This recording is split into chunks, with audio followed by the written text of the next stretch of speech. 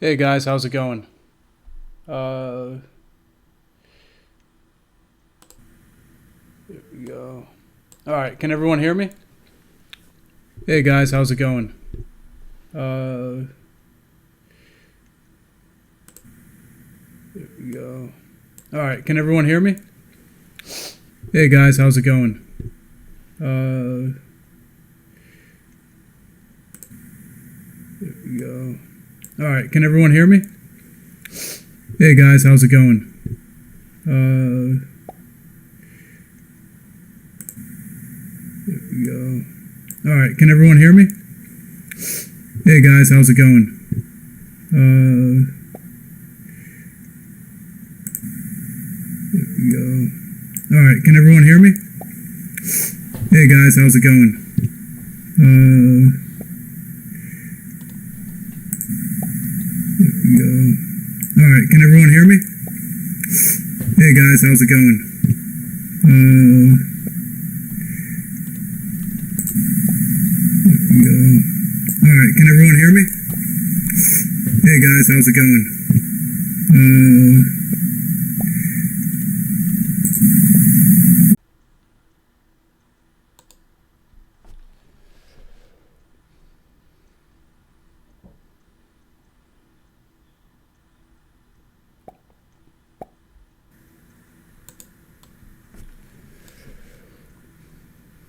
all right, there we go. For some reason, it kept looping itself over and over again, so I just had to pause it and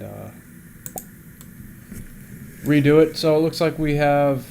All right, there we go. For some reason, it kept looping itself over and over again, so I just had to pause it and.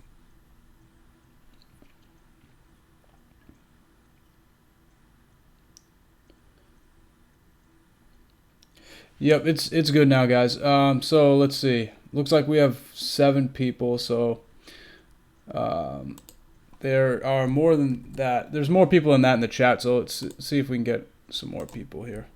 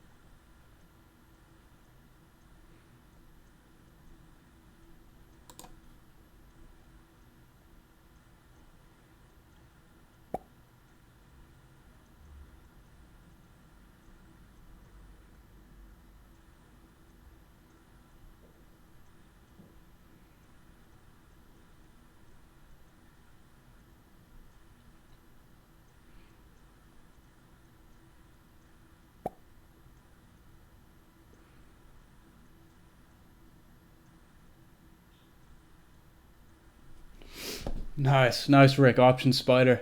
No, that's a pretty cool name. We'll have to look into that. We'll have to make it. The next person that joins the site will have to be Option Spider. Um, all right, let's see. We have 17. So I think we can start now.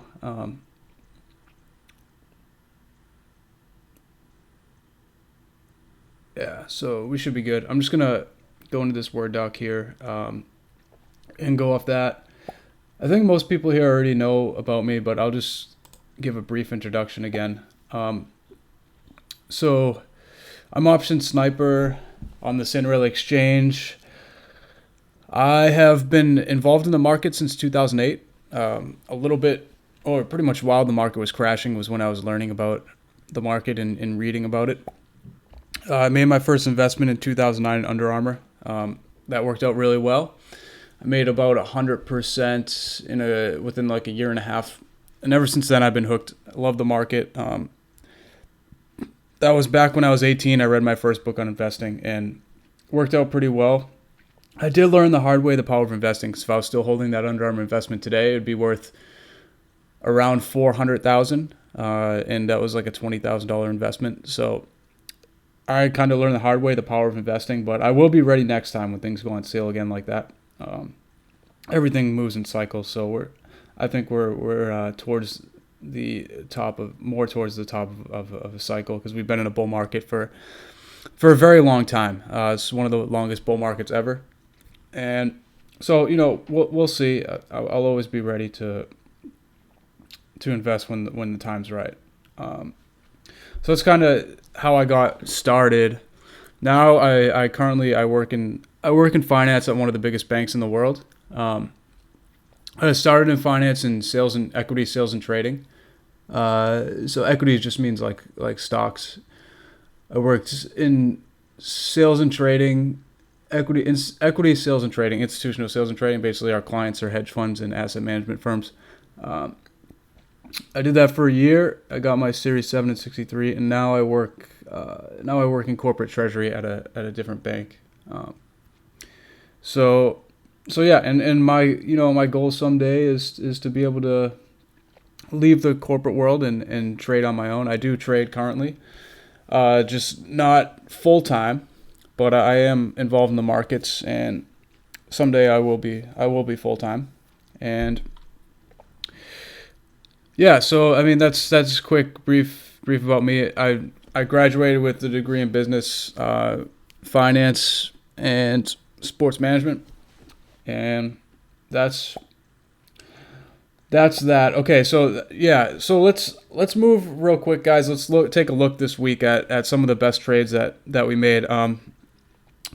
We want to show you guys, we want to show you the success that we've had, and then I also want to emphasize that not only do we want to help you get into winning trades, but we also want to teach you guys how to make winning trades, right? So we don't just want to feed you guys for a day, like the fishing thing. We don't want to take you fishing for a day. We want to teach you how to fish, and so that's what we're going to do here at the Sin Really Exchange. But we're going to go real quick over these trades, because we just want to emphasize that we've been doing really well. The start to this year has been good for us.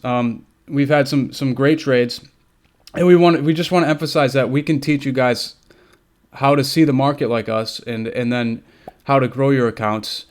So let's take a look. So this week, we had puts in Google that made about a 55% return for our members. You see how Google sold off. This is also, it would be a good chance to kind of look at some charts together and talk more about some technical analysis. And also, I'm going to look in the chat here and there and see if there's anything going on. Hint of Irish. No, I'm not Irish. But hold on. I'm actually going to detach this chat. Let's see if I can. Yeah, pop it out.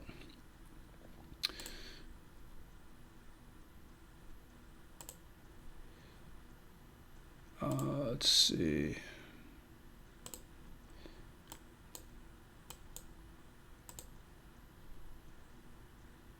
I'll just have to go back and forth between it. But so we got into Google this week.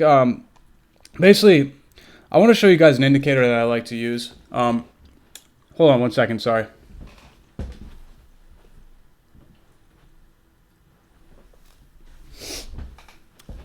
So I want to show you guys an indicator that I like to use to kind of guide me. And I think this is a very good indicator for people that are newer to seeing the market. This MACD that I have up here, I'm actually going to zoom this in too so you guys can see it better.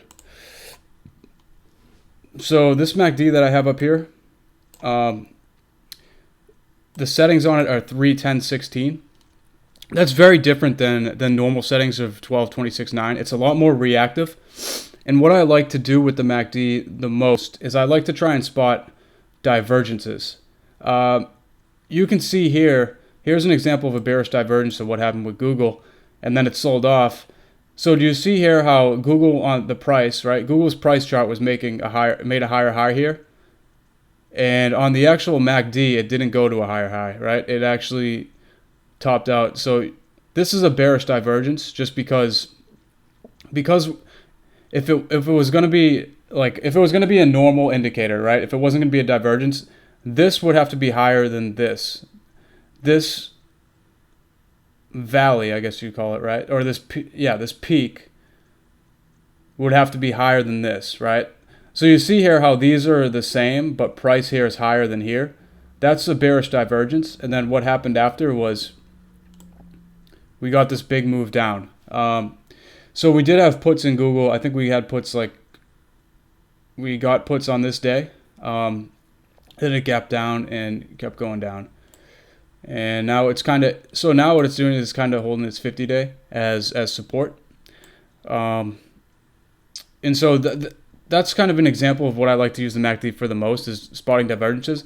But also a secondary, it can be used for crosses as well. So we see we had this divergence, and then we also got this bearish cross on the MACD, right? When the black line crosses below the red line, and then these blue bars cross to the negative, that's a bearish cross. So we got that, and then Google proceeded to sell off, and that was a good trade for us. 55% return on the actual how much we put into the trade. So let's look at this next chart. Amazon. So we bought Amazon into the earnings report, and we sold it before earnings. So this is a thing. I want to touch on this too, guys. Is holding stocks through earnings is very risky. You have to be prepared to lose whatever you have in the trade. And we had some good gains on Amazon before they reported. We locked those in, and we got a 46% return. I'm not a big fan of holding stocks through earnings, just because it's so risky, and I hate losing money. So I'm not big on it. Now, some people will like to take the risk, but you just have to understand whatever it is you have in that trade, you're gonna lose if you're wrong. And then, guys, the other thing about the earnings trades is if you're gonna make an earnings gamble, right? If you're gonna make an earnings gamble, everyone needs to make sure that your delta is big enough so that if you're actually right, that you make money, right? So if you actually go far enough out of the money, the stock can move in your direction, and you can still lose money if it doesn't move enough. So that's why I say, like, when starting out, beginning traders, I really want everyone to if you're making your trades independently, or even if you're making your trades, if you see something that you like from the notifications, I think it's good for beginners to keep these two rules of thumb always in mind, to have your delta at a 50 or higher and expiration date 30 days or more out. Because once options get inside of 30 days till expiration, theta or time decay speeds up, and so they start losing value a lot faster. So that's what I say for beginning traders. And just if you're making any trades independently, it's a really good rule of thumb to keep your delta 50 or higher and expiration date 30 days or more. And so basically my point is with that is, say if you get like a 25 delta on the stock, and here, let's look at an options chain so you can kind of see what I'm talking about. Even though it's on the IWM, it's good enough. So say, just pretend this is a stock that we're doing the earnings trade on, right? Say we buy the IWM. So the IWM's at 136, right? We buy it for an earnings report. I know it's an ETF or whatever, but let's just use this as an example of what I'm trying to explain here.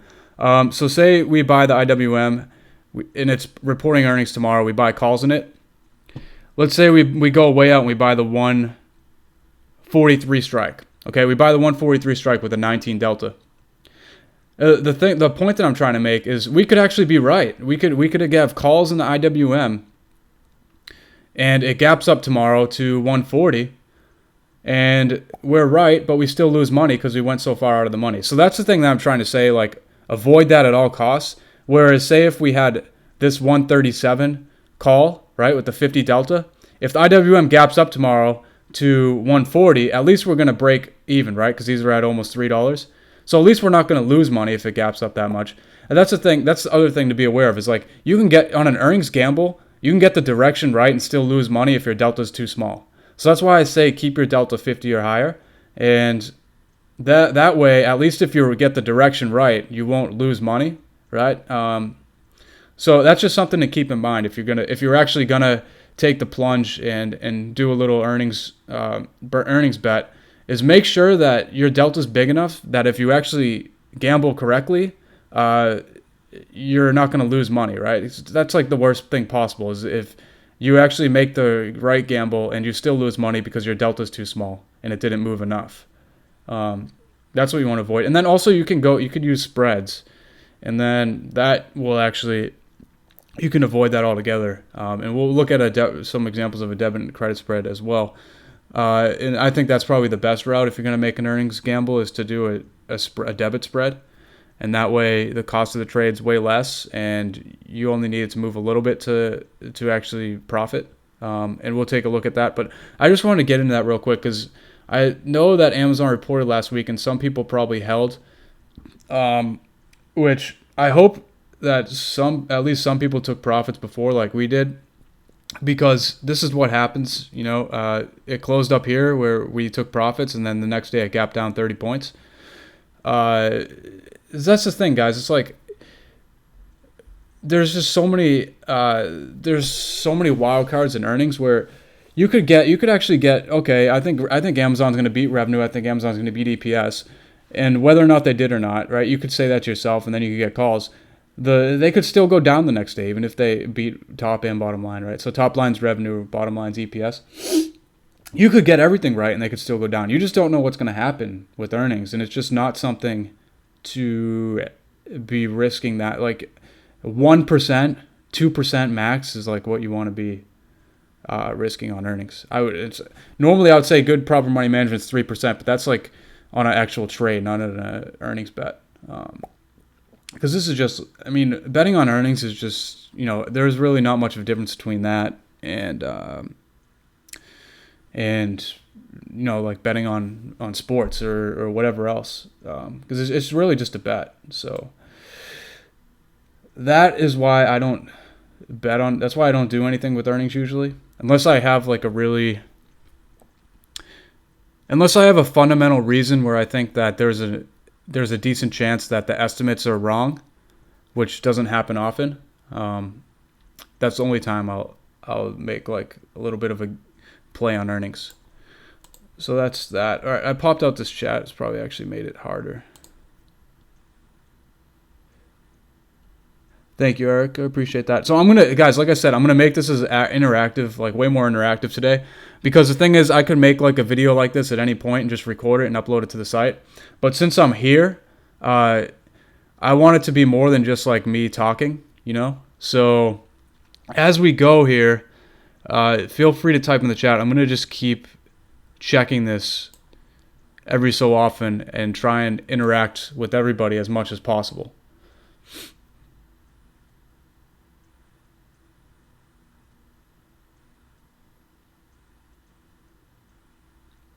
Google puts out of the money as a hedge on Amazon. We're worthless. I guess that's why.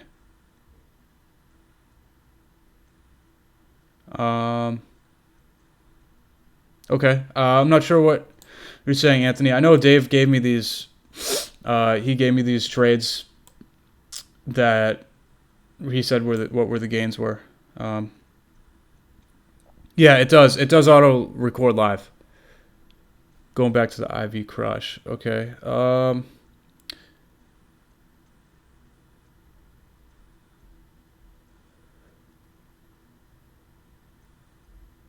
Sorry, I don't understand. I know that we had puts in Google and we sold them for a profit because Google sold off. So let's see here. Okay, yeah, and then basically what happened with Amazon was we got out before the report and we made the return. And it ran nice into the report, guys. And see, this is the other thing. One of the reasons why 95% of traders fail is like these two things, guys. These two very simple things: greed and fear. Greed and fear, right? So you're on the winning side, you're holding trades too long, and on the losing side, well, actually no, on the winning side, what happens with people a lot of the time when they first start out is on the winning side, they take their winners too fast, right? They cut their winners short, and then on the losing side, they hold their losers way too long. So that's like another thing I want to emphasize is the losing side of a trade. Guys, when a trade is not working, when a trade is not working out, when a trade is losing, we need to cut our losses as fast as possible. That's like one of the biggest mistakes that people make is that if a trade isn't working, they'll just hold on to it in hopes that it reverses. No, that's the exact opposite of what you want to do, okay? Successful traders do the exact opposite of like human nature. They cut losers as short as possible, and they try to hold on to their winners and milk out, as much as they can, which is what we did. And then we obviously sold. Now that going into earnings, nothing's guaranteed. So basically, this trade worked out really well. We sold. I mean, now it could have, if Amazon gapped up, obviously we would have missed out on a lot of profits. But all too much of the time, this is what happens, where stocks will run into earnings and then just gap down after the report. And it's just not worth the risk. We had a huge gain, and we chose to lock it in, and we would have lost all of that and more. So I just want to really the losing side, guys. I really want to emphasize that greed and fear, right? So I guess the greed plays into the losing side, where people, they don't want to take a loss, right? They don't want to. They think that if they hold it long enough, it'll come back. Well, one of the quotes that I hear a lot is, your first loss is your best loss, right? So just keep that in mind. Always focus on keeping your losses as small as possible, okay? And move on to the next trade. Don't hold trades that aren't working, okay? And then on the winning side, be ready to let your trade run, but also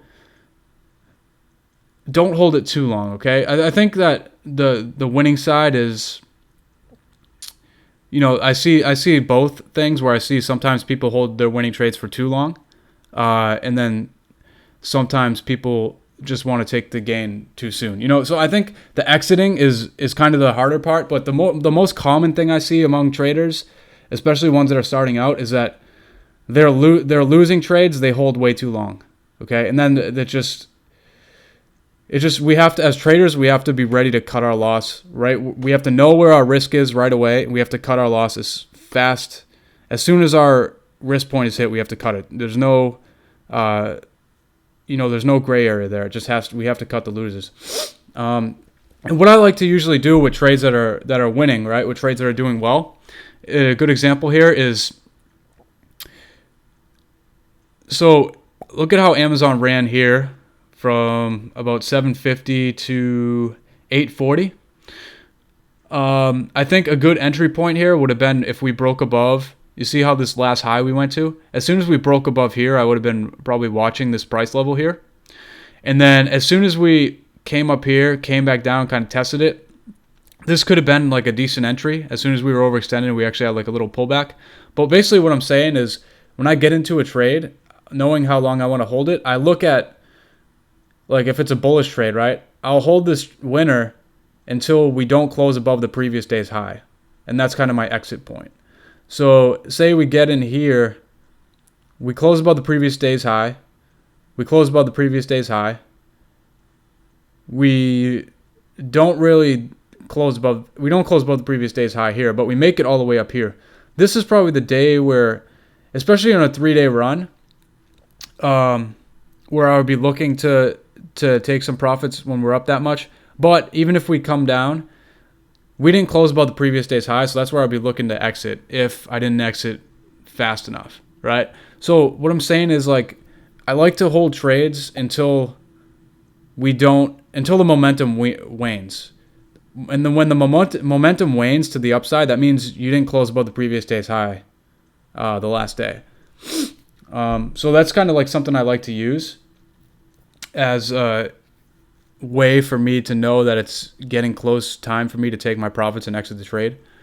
And then also I just I like to use the 2-to-1 reward to risk, where I want to make sure that I'm making 2 times more than what I'm risking, and I'll use that as a target a lot of the time as well. But on the winning side, you have to be careful holding trades too long as well. And that's kind of, for me, on the winning side, that's where sometimes I still every once in a while struggle with is holding my winners too long.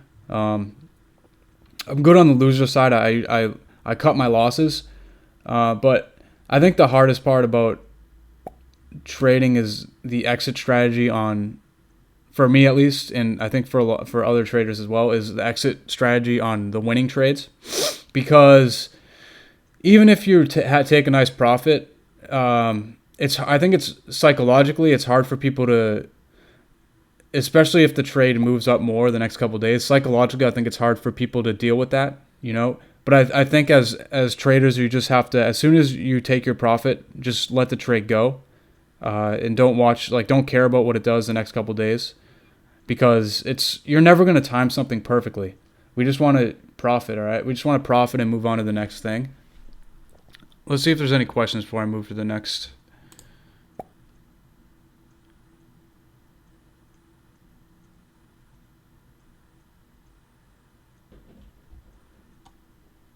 Would there be any benefit to buying options with the delta of 1? That's a good question. Okay, so would there be any benefits of buying options with a delta of 1? Yes, there are, Panda. There are benefits to doing that. The benefit to buying a 1 delta is here. Let's look at this options chain. See if I have it on here. Now, I don't think a 1 delta is necessary, but the benefit of buying a 1 delta is that it's still cheaper than if you were going to buy 100 shares of stock, right? So let's say here, this is the IWM. Now, I don't have the 1 on here, but this is an 82. So we can use the 82 as an example. Just pretend that this is 1. It's probably going to be, I mean, if I was going to estimate the price, it's probably going to be like $10 a contract, right? Or somewhere around there, maybe $11 a contract for a 1 delta, maybe even 12. Let's say even if it's 12. Let's say a 1 delta is $12, which is $1,200 a contract. Now, if you want to buy $1,200 for that 1 delta, is going to give you control of 100 shares of the IWM. If you want to buy 100 shares of the IWM, which also gives you a 1 delta, so that's like when you have a 1 delta, that's the same exact thing as holding 100 shares of stock. It's the same exact thing, because when you hold stock, your delta is always 1, right? Every time the stock moves up $1, you make $1. So if your delta is 1 on an option contract, the benefit of it is that you're holding 100 shares still with the 1 delta for a fraction of the price. Now, given there's an expiration date, so if you bought 100 shares of the IWM, obviously there's no expiration. But a 1 delta gives you control of 100 shares still for a fraction of the price. Because if you wanted to buy 100 shares of the IWM, that's what, 13,000, right? 13,687, remove the decimal. Yeah. So you're paying $1,200 to control 100 shares, still with about a 1 delta, or maybe if it's even 13 or 14 or 15. Even if it's 1,500, let's say. You're paying 1,500 for these March, right? 40 days till expiration. You're paying 1,500 to hold a call with a 1 delta that expires in 40 days. Whereas if you want to buy 100 shares of the IWM, you still have to pay, what, 13,000, right? Yeah, I mean, so there is benefit still to having a 1 delta. Now, I think that a 1 delta is pretty extreme. I don't think that's necessary, but I actually think that that's a good question. And I think that I like those thoughts, because I think usually I see people asking the other way, well, why not buy a 20-cent delta? You know, and there's so many reasons why we should never be buying a 20-cent delta. Whereas a 1 delta, that's actually like, I think that if you're asking that, I think your head's more in the right place of not wanting to gamble. But for me, I think 50 cent is the minimum that we want our deltas ever to be. And I think anywhere between 50 and 65 is more than efficient enough, especially if we're going out 30 plus days in expiration. You know, we got plenty of time. And I mean, here, you know, even if we went with the 65, I mean, that's plenty. And where it's just the cost of that is so much better. And once it moves up a couple points, our delta is going to be like pretty close to 1 anyways. And then we kind of choose what we want to do. But no, that's a good question, but that's kind of the benefits.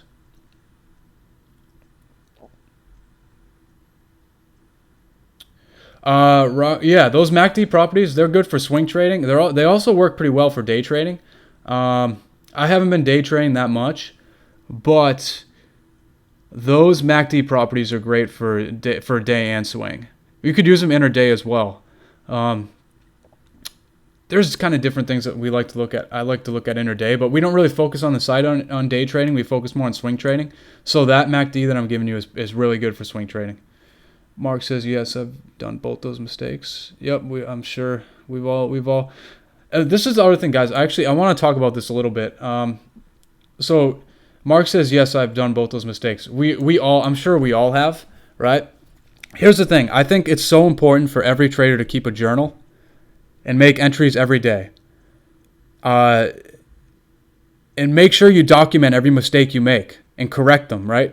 Every mistake you make should lead you to having some kind of rule to avoid that mistake. And that's why I have like so many rules, because I always analyze, and at the end of the week, you should analyze all your trades.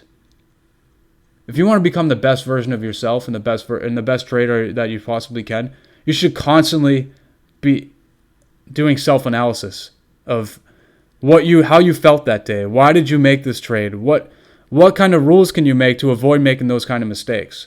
Is there a pattern in the mistakes that you're making? You know, it's so much deeper when you start analyzing all that stuff.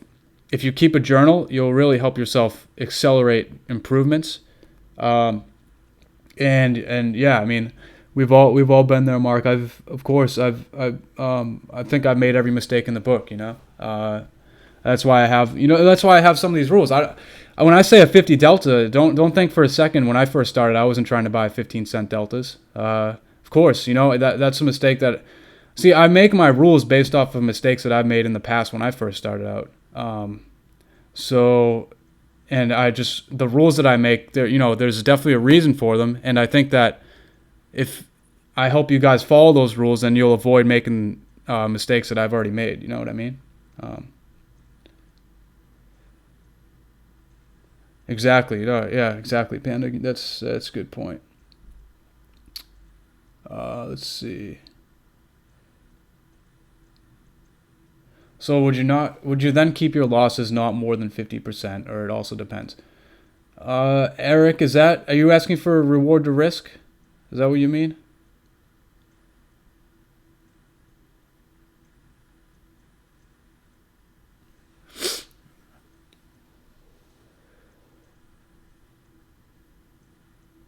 So when I set up a trade, I know where my risk is. It's not based off of a 50% loss. My risk is always based off of a technical point on the chart.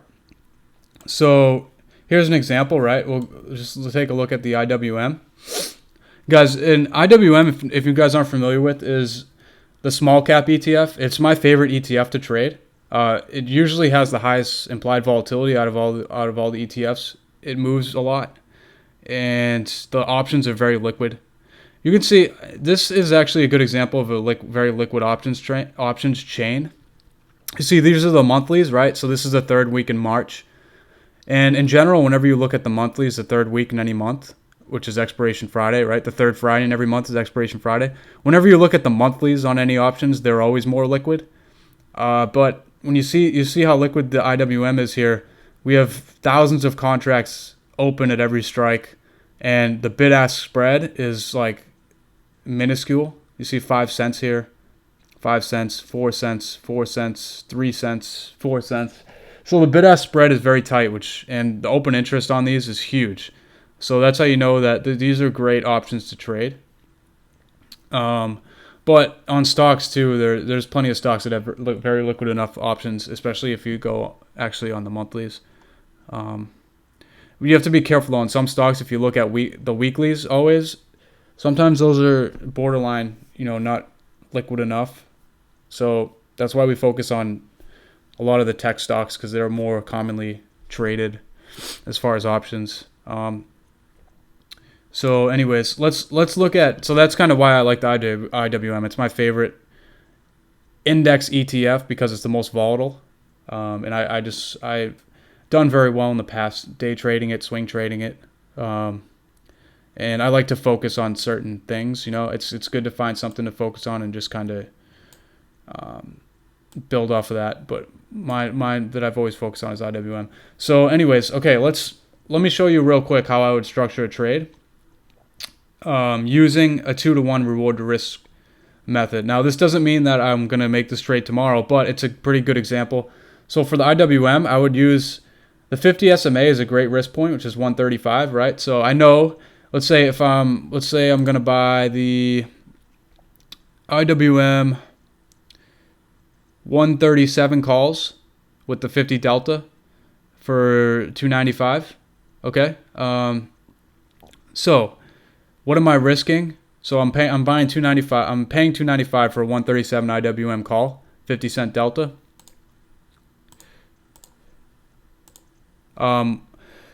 So my risk is going to be $1.85, right? $1.85 because I'm risking to the 135 level or 135.02.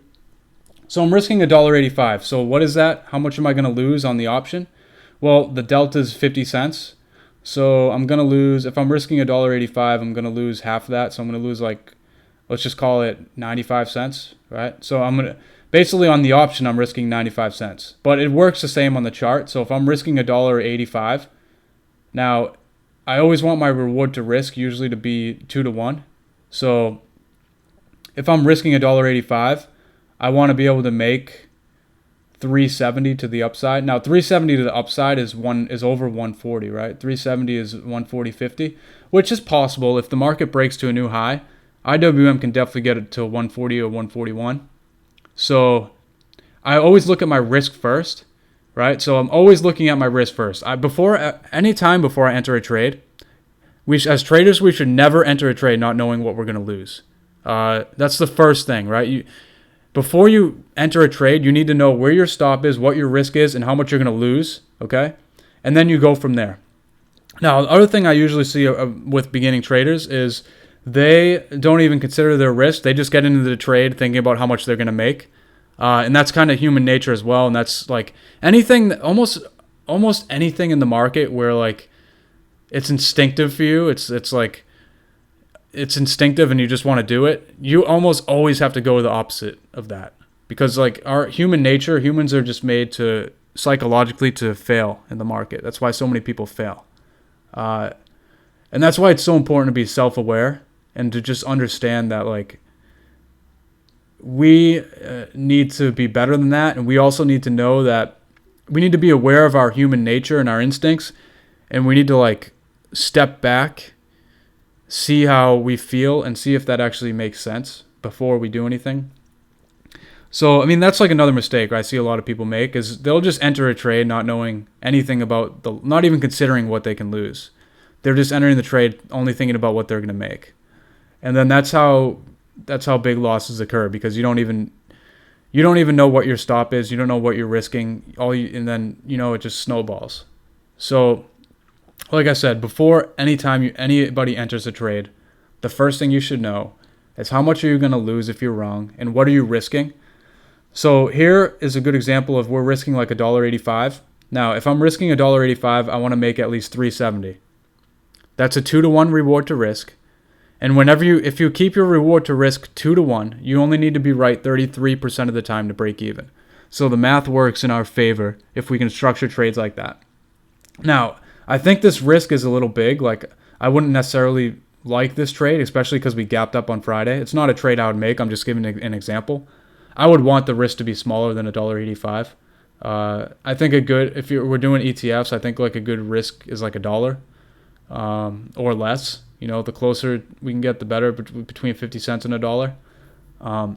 But this is just an example of, okay, so what am I risking? Well, I'm risking $1.85, so I need to make $3.70. That's possible. The IWM can get to 140, 141 if the market breaks the new highs and we keep rallying.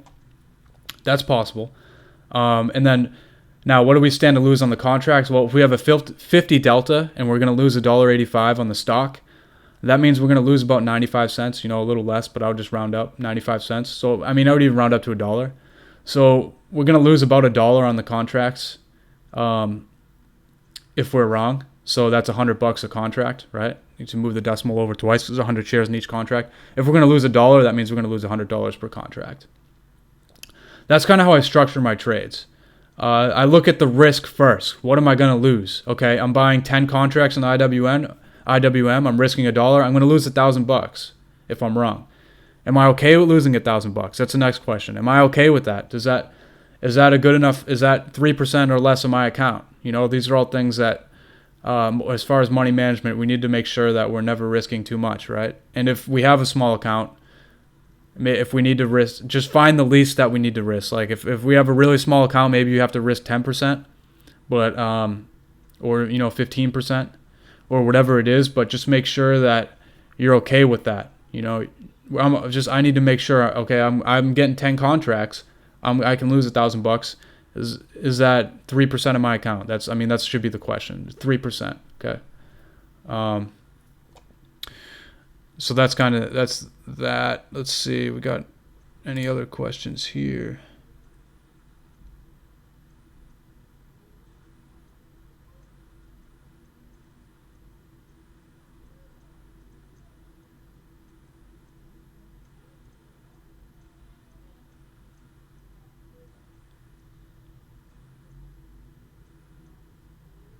Let's see.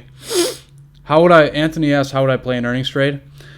Well, Anthony, I wouldn't, like I said, the only time I would play an earnings trade is if there's something fundamentally that I think I have insight into.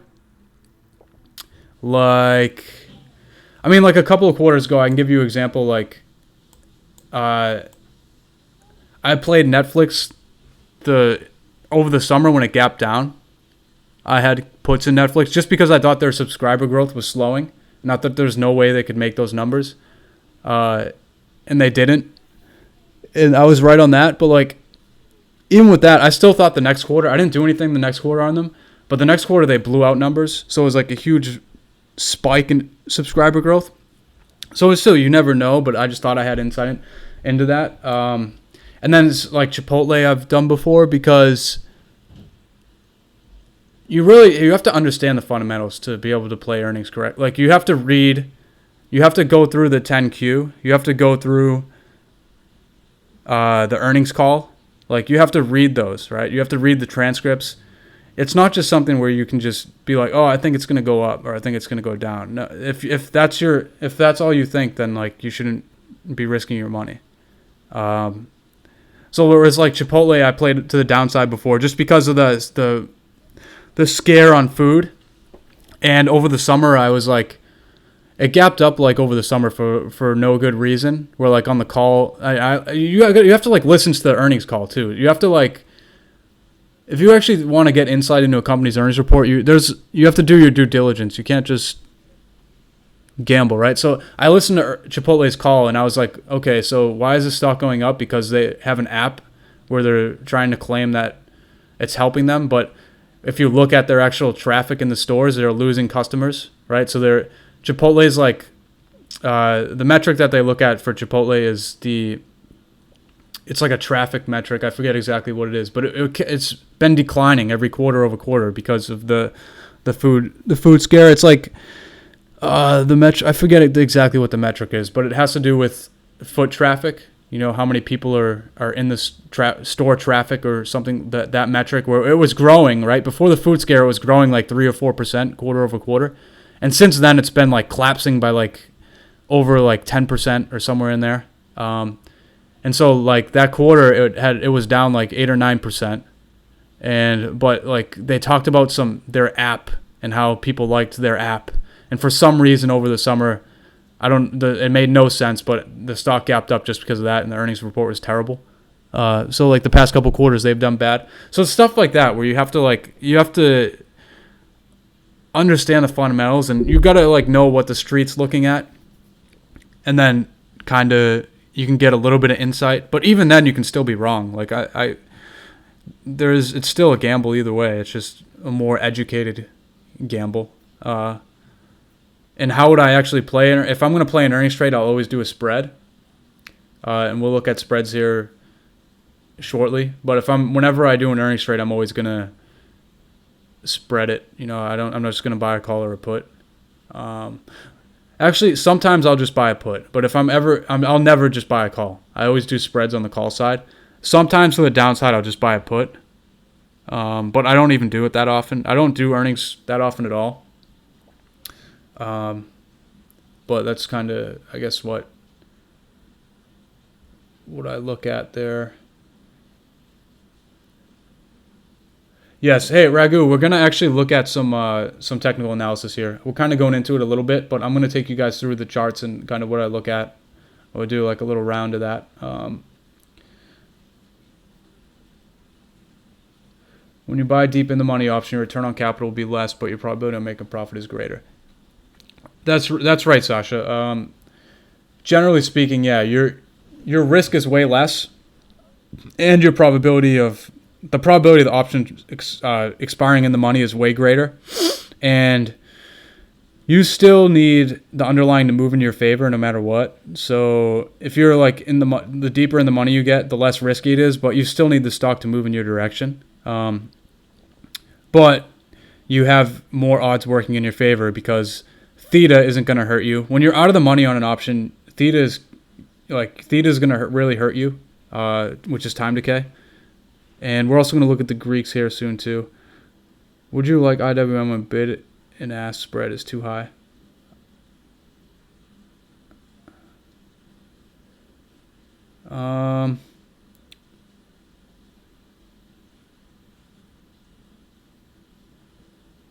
Your RWM trade example, you were at the money delta 50, and how far out? Well, I was just saying to buy a call. So yeah. So are you assuming I'm saying a spread? Because I mean too wide. So yeah, I guess I don't really understand that question, but I'm just assuming that we're just buying a call there. So hopefully that answers that. I have SPX 2300 2305 credit spread expiring February 17th, which is underwater. What would you suggest on this trade? So, the bid-ask spread on the IWM is like never too wide. It's so liquid that we never have to worry about it. Now, would I like it if it was? Well, it depends. My rule of thumb on spread on options is you never want it to be like 10%, more than 10%, and ideally you want it to be 5%. So, example of, let's say, if I'm trading a stocks option, right, and the bid is 90 cents and the delta is 10 cents. I mean, if the bid is 90 cents and the ask is $1, right? So that's a 10%, or that's more than a 10% spread, but that's kind of like the max. And ideally you want it to be like 5%. So if the contract is selling for over $2, I don't want the spread to be more than like 10 cents. And if it is, then it really depends on how much I like the trade and whether or not I'm willing to pay it. But there's just certain stocks that options are not liquid enough. I would use open interest as a rule of thumb and not just the spread. I would use, I think we talked about this a little bit last week. I would use open interest. So you never want to be more than like 10%, 5 to 10% of total open interest. So let's say, I'd say 10% max. But 10% is kind of pushing it. So let's say there's only 100 contracts open on this strike, right? This 140 strike, even though it's 29,000. I look at open interest for liquidity because open interest tells us how many contracts on each strike are open, whether they're sold to open or bought to open. But the bigger this open interest number, the more liquid they are, the easier it is for us to buy and sell and get a good limit fill. Even though you see how the spread is only 4 cents, which is great, but the delta's way too small. But yeah, so, I mean, even the spread here is only 5 cents on a 50 delta. And open interest is what I look at for liquidity. And it's what I look at for other types of things as well that kind of might confuse you guys. But, so yeah, and the rule of thumb I use for that is is really max 10%, between 5 and 10%. So let's say there's only 100 contracts open at this 140 strike. We don't want to be buying more than 10, right? Because that's 10% of the open interest. So that's what I use there. And usually that way we'll ensure that we'll be able to get a decent fill. I always do limit orders, right? Especially with my entries. And when I'm trading the IWM, or when I'm trading most stocks, right? I always put my limit on or below the bid. That way, we ensure that the trade actually is going to move back a little bit and we'll get a good fill. And if we miss it, then we can reevaluate. But usually when I do that, I get a good fill. It's part of being patient. It's kind of like a discipline rule, where like you never want to just have that like FOMO type thing where you're fear missing out, and you just want to get filled on your trade, and because most of the time the market's not like gonna run away from you. That even if it seems like it's going to, it's not going. It's gonna like come back, and you'll get filled on your bid or a little bit below your bid if you're patient enough. And that stuff really adds up over like a year of trading options. If you do that every time, where you put your limit on or a little bit below the bid, that will really make a difference, over the long term. But the open interest is what I look at, not the bid, not really the bid ask. Now, obviously, I don't want the bid ask to be crazy. Like, if I had 100 contracts open and the bid ask on this was like 120 by 170, yeah, that's like way too much. So I think 10% on both is a good rule of thumb. Like, I don't want the bid ask spread to be any much more than 10%, and then I don't want to be trading more than 10% of open interest on whatever contract for that strike.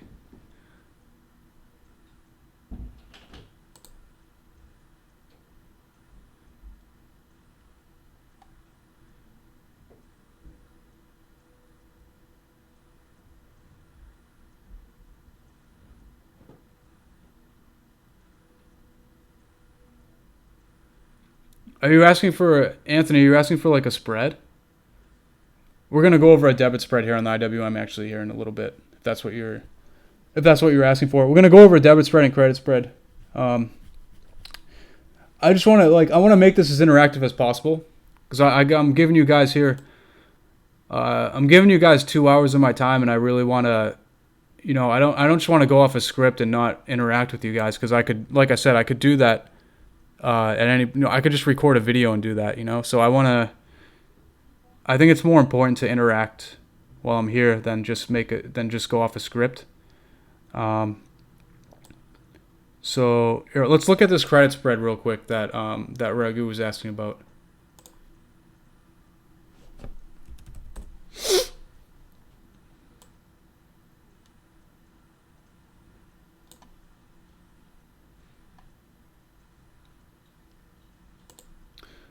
So he says he has a 2300 by 2305 credit spread that expires February 17th, so in a couple weeks. So it's expiring in a couple weeks.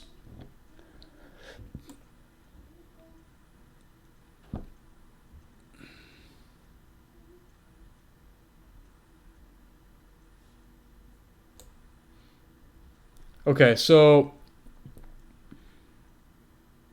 yeah, I mean, this is tough. I think we need to know more, like, how many contracts do you have? What was I guess, how much are you underwater? What was the price? It's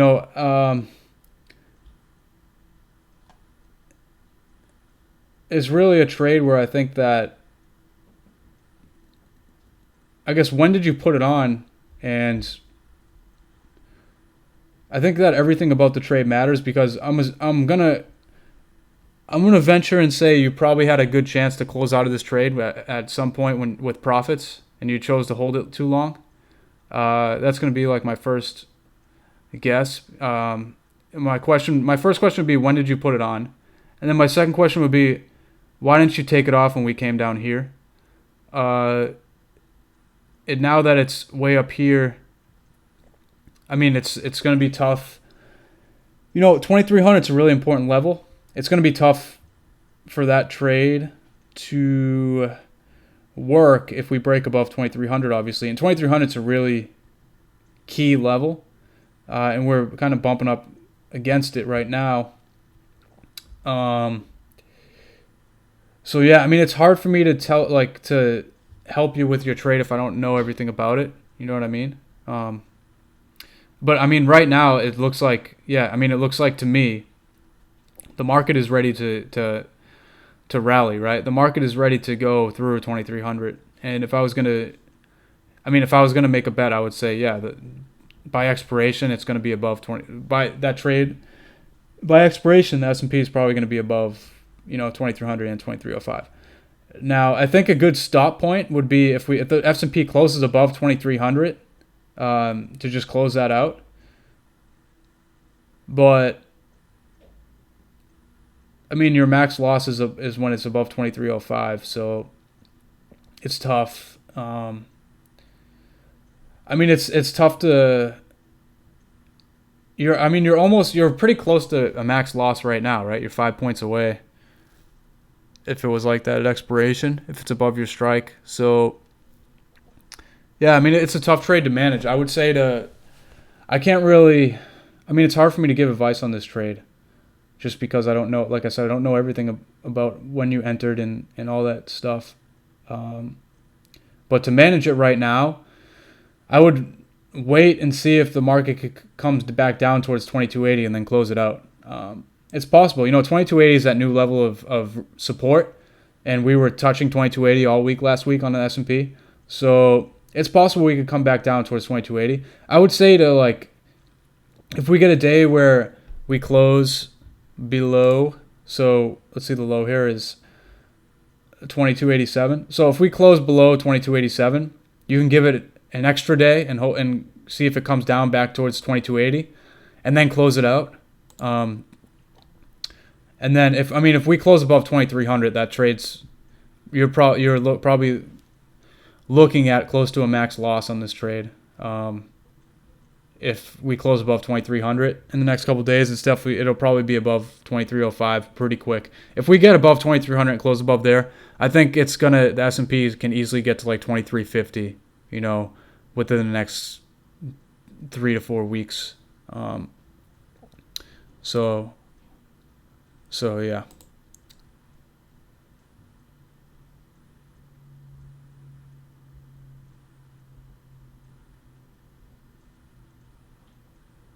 Yeah, Anthony, we'll look at that in a sec. Okay, so you got 5 contracts. You got a $1 credit.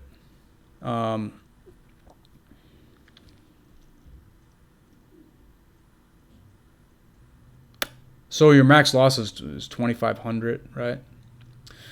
And you got this trade on 123.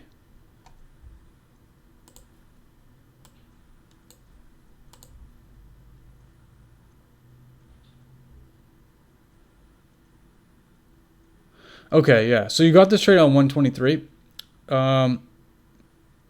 So then we rally back up. Yeah, so I mean, this is the thing, guys, with spreads.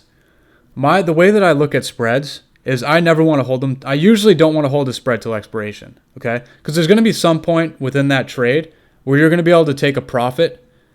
And a lot of the time, if you don't take that profit, you're going to be in trouble. And this is kind of a good example of that, where I'm saying, like, around here would have been a decent time. And you saw how all last week we weren't going much lower. Like, I was actually surprised with how well the market held up last week, where we just didn't. Buyers came in every day. They tried to drive the market down, but buyers came in every single day. And we didn't really go much. 2268 was where we held, and we just kept holding there. And then finally on Friday after the jobs report, we gapped up. And that jobs report can really give us some momentum here. And yeah, I mean, this is the thing about spreads, guys. I think any trade, we should not be, for all trades, right? Trade management is so important. We should never be planning on holding any trade till expiration, because at some point in that trade, you're going to be able to take most of your profits. And then it's just that greed thing where, like, you could have had, whatever, you could have had some kind of a profit, and then you want to wait and try and make more. But what the market was telling me last week was that it was, I saw strength all week, right? Because it was just holding. Buyers came in every day, and we didn't really go anywhere. They tried to drive it down. It just didn't happen. So that's okay. So we're gonna look at some charts, and then yeah, I'll take you guys through and kind of show you what I look at real quick when I'm looking at the market. So the first thing I like to do, I think it's the most important to get like the full picture of the market, right? So I always want to step back and see like the overall trend. So we know that we're in a bull. This is one of the longest bull markets ever, and we're in a really strong uptrend. And a strong uptrend is the easiest way to categorize a strong uptrend, especially for people that are just starting out. Is just look at the 50-day simple moving average and the 200-day simple moving average.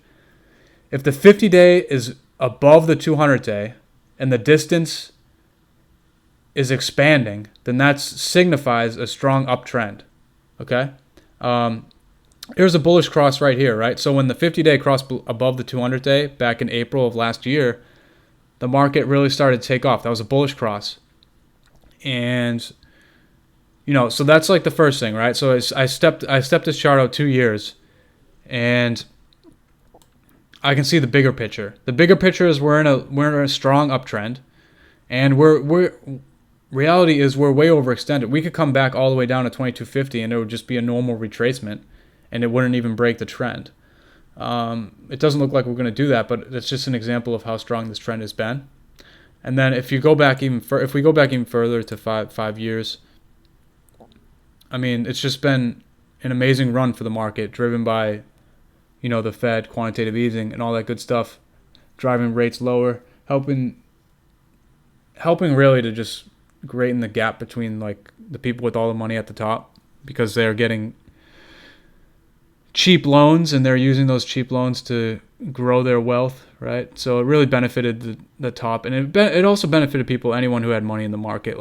Like I said, I could have really, if I knew what I know now, I could really be almost set for life, but I'll be ready the next time things go on sale like this, and we'll keep that. I have things that I like to look at. I know, you guys will know, and because I know, you guys will know because I know when things are cheap again. We're not anywhere close to that, but I have things to look at that give me that insight. And so I'll know when it's time to invest big again. Obviously, right now, we're nowhere near that. But when we are, you guys will know, because I will be loading up again. But like I said, Under Armour really taught me like the power of investing. And if I knew what I know now, obviously, I would have never sold. I would still be holding Under Armour, and I would just think about that. When the last crash we had, how low the market was, like you could have invested in anything at that point in time, and you would be up so much money right now. Almost anything, okay?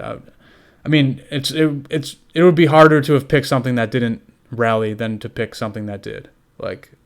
And I some books that I read on fundamentals, learning about it, I knew Under Armour was a good company. And that's just an example, right, of next. We'll be ready, but I think that the next thing we all need to be ready for is when the market when we actually go into another bear market, we need to capitalize on that first. And when the market goes into when we go into a bear market, it's going to obviously it's inevitable. It's going to happen at some point. I'm not saying it's going to happen tomorrow. I'm not saying it's going to happen in 6 months, but I am saying that history repeats itself. Everything goes in cycles. We're much closer to the next bear market than we are for another, 3 years of bull running, I would think. And so we will capitalize on that when we go into a bear market. And I've said this before, and I'll say it again. My favorite way to make money on options is hands down the best way, in my opinion, to make money on options is puts, long puts, right? Because you have everything working for you. Implied volatility is rising as the market's selling off, which is like a super added bonus if you have that. You have that working in your favor, and you get a sell off. It's just you can make so much. And then the other thing about sell offs is, on average, the market always sells off twice as fast as when it rallies, right? Just because of fear and all that good stuff. So when sell-offs happen, they happen explosively. And you can really, if you catch a sell-off at the right time, if we catch this bear market at the right time, we can really, really grow our accounts fast. And then be set up nice and fat for the next time it's good to invest. And that's kind of what I'm looking to do. And that's what we're going to help you guys do as well. But we just need to be aware of that this is like one of the longest bull markets ever. The market bottomed in March 2009, and the S&P bottomed in March 2009 at like in the 600s, right? So in 8 years, it's went from 600 to 2,300, and the thing about that is we really have the economy hasn't been that good. It's just because of quantitative easing. Like GDP is okay, like it's 1 or 2%. You know, our economy is not where the S&P is. Are really, in my opinion, the economy doesn't warrant where the S&P is, but it just happened because of quantitative easing and how everything worked. So we just need to be ready for that. But that's kind of like a side note. But basically what I'm saying is this is one of the longest bull markets ever. We see here a rising 50-day, a rising 200-day. Basically, this whole time, the 50-day has been above the 200-day, except for a brief period of time in 2015 and 2016. We actually crossed below, came right back above. We rallied. We're at all-time highs now. Rallied to all-time highs. So the first thing I look at is the long-term, medium-term trend, which is up. We're in a bull market. Okay. Now, when I see we're in a bull market, we're rallying up. The next thing I want to do is I want to make sure that most of my trades are always with the trend. Okay. The trend is up. I want to try and structure my trades with the trend. Always. Okay. Most of the time, unless I really think that things are changing, which doesn't look to be the case right now. So with that said, we should be looking to enter bullish trades when the market pulls back, or when the market breaks the range. So the 2260, 2280 range was something I was watching for like weeks, and we were in that range since December. So the S&P broke the 2260, 2280 range for the first time 2 weeks ago, and then it closed well above that range on Friday because of the non-farm payroll report, where the market liked the jobs report. So, I mean, we broke that 2260, 2280 range. We're now above 2280. If we can close above 2300, I think really realistically we can get to 2350 pretty easy on the S&P here in the next couple weeks. But the key thing here is we were watching that range, right? That 2260, 2280 range. We were in that range for 2 months. I knew that either way we broke that range, we were going to start moving again, and we broke that range to the upside. So I still think we're going to go higher from here. And we're also aware, like, longer term, like, right? So the first thing we want to look at the bigger picture. We are in a bull market. We're in a long-term uptrend, okay? So I see that. I see a rising 50, categorized by a rising 50-day, a rising 200-day. Price moving away from the lower left to the upper right. So now that I know the intermediate long-term trend, I'm going to look at shorter term. Now we can look at shorter term. So we can look at like a 6-month time period, knowing in our heads the actual overall picture of the market. Because if you just look at 6 months right away, you can't really see the full picture. Okay, so like I said, we broke that range, right, that 2280 level, which you see here, 2260, 2280. We broke it. Now, the next thing I'm going to look at is the weekly, because this is the end of the week. I like to look at weekly candles. And then we can actually back this out, because we're looking at weeklies now. We can look back out like a year. I mean, this is a good enough thing here. Okay, so what you really want to see for us to get going upwards again, another strong uptrend, is you want to see on the weekly, you want to see a close above the previous week's high. That signals a strong, like you see here, we had 4 weeks in a row where we closed above the previous week's high. That's a strong trend. That's a strong trend that could have been rode really high to the upside. And we haven't had that happen here in a while, where the candle hasn't closed above or below the previous week's high-low in a while. Now, we almost did last week on Friday, but we were way down here in the middle of this range until Friday. So we did hit 2300 the previous week after we broke 2280, and we almost hit 2300 again. So as soon as we break 2300, we close above that on the daily, we're going to get moving again. And this actually is an interesting candle, because this is actually a hanging man. This is a bearish hanging man. Now, that doesn't mean that the market's going to go lower, but it's something to be aware of, where like next week, if we close below this previous week's low, then we can really get moving to the downside. And that's the thing. Sell-offs can happen so fast. We need to be aware of that. I think Friday's move was good for the market, but we always need to be aware of just both sides of the spectrum, because as traders as well, another important thing is to always be like flexible. You know, we have to know that like we're not always, obviously no one's ever always right, and I'm just looking, like, I just assess the market based off of price action. That doesn't mean that my assessment today is going to be the same as my assessment tomorrow if the market sells off 30 points. So we have to be like, the craziest thing you could do is see the market, the price action unfold in front of you, and just be stubborn and stick to your outlook. We need to allow price action to drive the way we feel about the market always. So if the S&P sells off 30 points on Monday, am I still going to be bullish? No, of course I'm not going to be bullish, and no one should be, especially shorter term. Like I'm talking like shorter term, like week or so, right? Now longer term, maybe that could be, you could see that as a buying opportunity, but like shorter term in a couple week time frame, if the S&P is down 30 points on Monday, then there's a good chance that there's going to be follow through, and we should be writing that down. And basically, I'm just using that as an example of like, yeah, I'm bullish right now, and I think that the S&P can go higher and close above 2,300. We can rally to 2,350, but that doesn't mean I'm not going to change my mind on Monday if something crazy happens, right? So we all have to be ready to change our mind based off of what we see in the price action of the market. That's all that matters, is price. And you can't get married to either side of the market. And Jesse Livermore, he's probably like my favorite trader ever. He made equivalent today. He made over $1 billion twice in his life trading him by himself.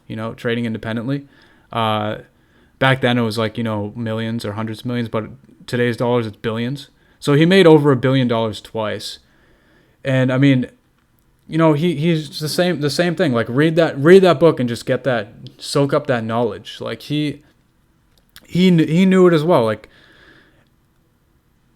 I don't care if I'm on the bull side or the bear side. All that matters is that I'm on the right side, right? That's like, I think that's a quote from that book or something to that effect. Okay, like I don't like I don't care. I don't care about the bull side or the bear side of the market. I'm not married to either side. I don't care. I don't care about any of that. All I care about is being on the right side. That's all that matters. And you're going to be on the wrong side if you stay put with an outlook when the market's showing you something completely different. So all that, basically the way it works is all that matters is what the market is showing us. It doesn't matter how we felt yesterday and we need to stick to that. No, it doesn't matter. We have to understand that like things change, okay? But that's just something that I see with, I mean, the bottom line is the thing that you see with a lot of people is they get married to one side, right? And they think that there is no way they're going to be wrong, even though the market is showing them right in their face that they're wrong. So don't let that happen, okay? Don't get married to either side of the market. Get married to being right. That's all that really matters. Okay, so basically what I was saying here is I look at the weekly, right? So I look at the weekly time frame first. And what I see here is I see this is technically a bearish hanging man, but it's bullish at the same time because this wick, right, this long wick to the downside shows prices came all the way down to 2267 last week, and we finished, right? All this buying drove us all the way up to almost the high of the week. Now, and like I said, I still think we're going to get above 2300 and rally higher the next couple weeks. But we need to be aware that this is categorized, this candlestick right here is technically speaking a bearish hanging man. Now, when you see a bearish hanging man, and when you see a powerful reversal candle like that, you need confirmation the next week. Confirmation the next week would be a close below the body of this candle. So it would be a close below 2286 next week. And then we kind of get confirmation that this is a bearish hanging man. But let's take a look. This is a website that is a good beginning website to kind of just get an idea of actual reversal candles, right? So my favorite candlesticks to look for are reversal candles to either side. Hanging men, hammers, shooting stars, and inverted hammers. I'll make sure that you guys know are aware of those, but we're just going to look at this real quick because I want to go over spreads too before we run out of time. And I also want to just show you guys quickly everything I look at in the market. I know this is taking, but I think that should be helping you guys. So we did get a hanging man. So this is what a hanging man looks like. So yeah, I mean, it's just something to be aware of. Now, you always need confirmation, right?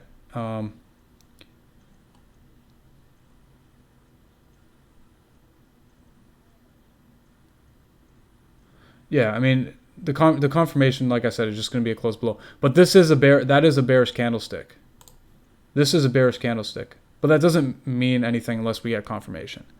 And I mean, Friday's job report obviously skewed this candle because the market didn't really do anything all week until non-farm payrolls.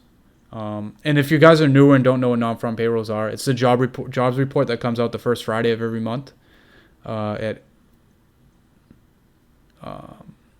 what time? I think it's at 8:30 Eastern. Comes out the first Friday of every month. And so the market liked that report because it was a lot stronger than expected. And that kind of drove and skewed this candle like that. But I think based off of Friday, I think we're going to go higher. And reversal candles don't always pan out, but it's just a good thing to be aware of. So yeah, I mean, so I'll look at the weekly just to see the picture of the market. But I always start with the S&P 500. This is the other thing, guys. I was actually thinking about this. Like, this quote just popped in my head. This is like, I didn't hear this anywhere. This is like the creative side of me just came up with this to kind of help people. Is this right here. Trade the market first, okay? Trade the market. We're trading the market. We're not trading stocks, okay? Because you can't get tunnel vision and just trade stocks. All that matters is the overall market, right? So when I say trade the market, not stocks, I'm saying the only thing that matters is the S&P 500, the NASDAQ, and the Dow, okay? Like the big indexes in the Russell, you know, and even the transports. The indexes, those are what matter, okay? We should never be making, like, we see how the S&P is bullish, right? I think the S&P can easily get through 2,300 next week and rally to 2,350. Okay, so I see that on the S&P. Now that my overall outlook on the market is bullish, I can go look for bullish trades in stocks. Okay, so I'm trading the market first. I'm not just going to look at stocks before I look at the overall market. We should never do that, okay? We should never just trade stocks without being aware of what the S&P and the overall market's doing first, okay? That's why I say trade the market. We're trading the market, not stocks. If you just want to trade stocks, that's like penny stock type stuff. That if you get involved with penny stocks and like the market, the overall market doesn't really matter as much. But if we're in like a big bearish market, I guess it still does matter. But that's not what we do here, and I don't really care about penny stocks. I care about the overall market, okay? I'm trading the market. Like, whenever I make a trade on any stock, I make that trade based off my overall outlook on what I think the overall market is going to do first, okay? And that's why, for me, it's so important to trade the market, not stocks. Even though, technically speaking, yeah, are we trading stocks? Yes. But I'm trading the stocks based off my outlook on the overall market, okay? So, like I said, the first thing I always look at is S&P 500. Now, I'm looking at the weekly time frame here, because this is at the end of every week, I like to look at the weeklies just to give me an even better picture. Because this is something that's not that easy to see if you just look at dailies. So it's good to be aware of. So now I'm just going to go back to the daily time frame. I'm going to bring it to like 6 months. Okay, so I always start with the S&P 500, right? So this is SPX. And, I mean, we did have that gap on Friday. So that is something to be aware of. Gaps are dangerous. You know, a lot of the time gaps can get filled. But it doesn't mean it always works that way. And as traders, we should never be chasing gaps. So would I be entering a bullish trade here? No.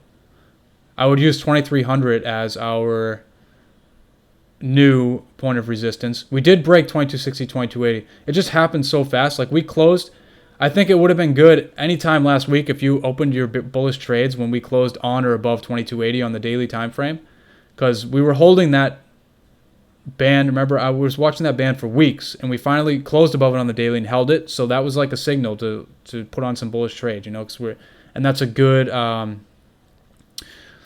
that's a good point to have been looking for possible bullish setups, and then using that 2268 level, which I was saying in chat all last week, as a good stop. That's the low of the week we put in. We never got back down there again.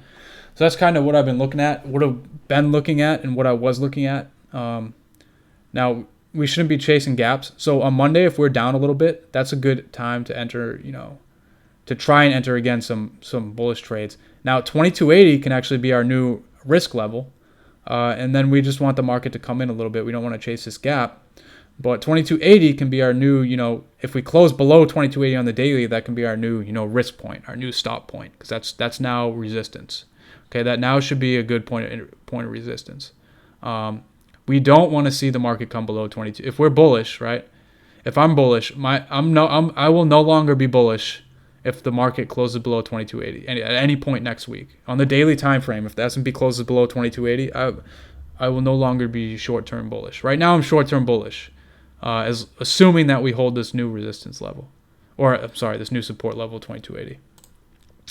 Okay, so the first thing I look at is S&P. Now, the next thing I look at is QQQ. Now, you'll notice I just look at the S&P 500 side of the SPY. It's the same thing, but I just want to get the actual real numbers that everyone's looking at off the S&P. And then the QQQ is the same thing as the NASDAQ 100. Now, here I just look at all the ETFs after that, but they're all the index ETFs, and then I drill down into stocks based off of what sector I think looks most attractive. So we see the tech looks pretty strong, right? So QQQ is definitely the leader right now. QQQ and the NASDAQ 100 is definitely the leader. So with that being said, if I look at, when I'm looking at the market, if QQQ is leading the way, then I probably want to look for stocks, the big tech stocks, to make my bullish trades on, because this is the sector that looks the best. QQQ looks really good. Now, small caps, I always look at small caps because usually small caps lead the way in either direction, and as well as the Dow Transports. So we'll look at both of those. Now, Dow Transports I like to look at just because of the Dow theory, which states that all transport stocks usually give a good indicator to the market of what it's going to do into the future, and how that drives the Dow and the rest of the market. So if you're interested more in that, read up on the Dow theory. Okay, that's why I still look at IYT. What I want to see in a healthy bullish market is I want to see the IYT and the IWM, rallying at least, and hopefully at some point leading the way. Now QQQ is leading the way now. That's fine. That's fine with me. But I want to see, if I'm going to get bullish the market, I want to make sure that IYT and IWM, I want to make sure that those line up with my bullish theory. Now IYT had a great Friday as well. Holding the 50-day, right? We had this big sell-off here, and now Friday we had that nice move up to the upside. So this lines up with everything else of my bullish sentiment is the move that we had, and we're holding the 50-day, and we look fine. We're still in this big range here. I'm assuming that we're going to head back up towards 170, but it lines up with my bullish thesis on the overall market. Now on the IWM, we had a big move as well. Now, we've been moving pretty well in the IWM. IWM looks like it wants to break above 138. So, that's what I do, right? I look at the S&P, then I look at the QQQ, I look at the IYT, then I look at the IWM, and I want to make sure that they all align. I want to make sure that if I'm bullish, that they all make sense, right? They align with my theory, my thesis. So look at how strong the small caps were when Trump got elected. I think if we break to a new high, IWM is going to be one of the leaders. So this is what if I was going to trade an index ETF bullishly, I would rather trade the IWM than the SPY. I would rather trade the IWM than the QQQ. That main reason being is because implied volatility is usually higher, but also I think that if we make another big leg higher in the market, IWM, small caps, they usually are up there. They're usually one of the leaders, right? A lot of the professional money likes to go into small caps and get more aggressive when the market starts to look more bullish, right? Because small caps, investing in small caps and putting your money in small caps, you get the biggest return still, and the risk isn't that big as even micro caps and all that stuff. But small caps, like a $200 million company, right? That company can easily double to 400 million, so much easier than Apple. Apple's not going to double again. So that's why the professional money, when they think the market is hot and it's going to take off, it's going to start rallying, a lot of money goes into small caps because it's so much easier to make good profits because smaller size companies double in size and grow in size much easier. So if I think the market's going to go higher and I want to make a trade on an ETF, it's always going to be the IWM. And then usually it's going to be on the downside as well. I play the market through the IWM. but it has to obviously line up with the rest of my thesis. So I'm still bullish. The IWM looked great on Friday as well, gapped up. I think that we need to see all these ETFs break their ranges. 138 on the IWM. We can even look at the SPY ETF. It should be 230. Yep. So 230 on the SPY. QQQ.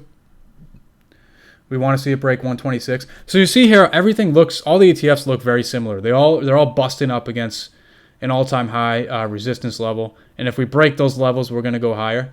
And then I think if we break those levels, IWM is going to be a good performer. So that's kind of what I look at first, right? I want to trade the market first. So I start top down. Okay, I start top down. I look at the indexes, and I look at these index ETFs. Because that's what matters, okay? When we're trading these big companies, these big tech stocks, we're trading options on them.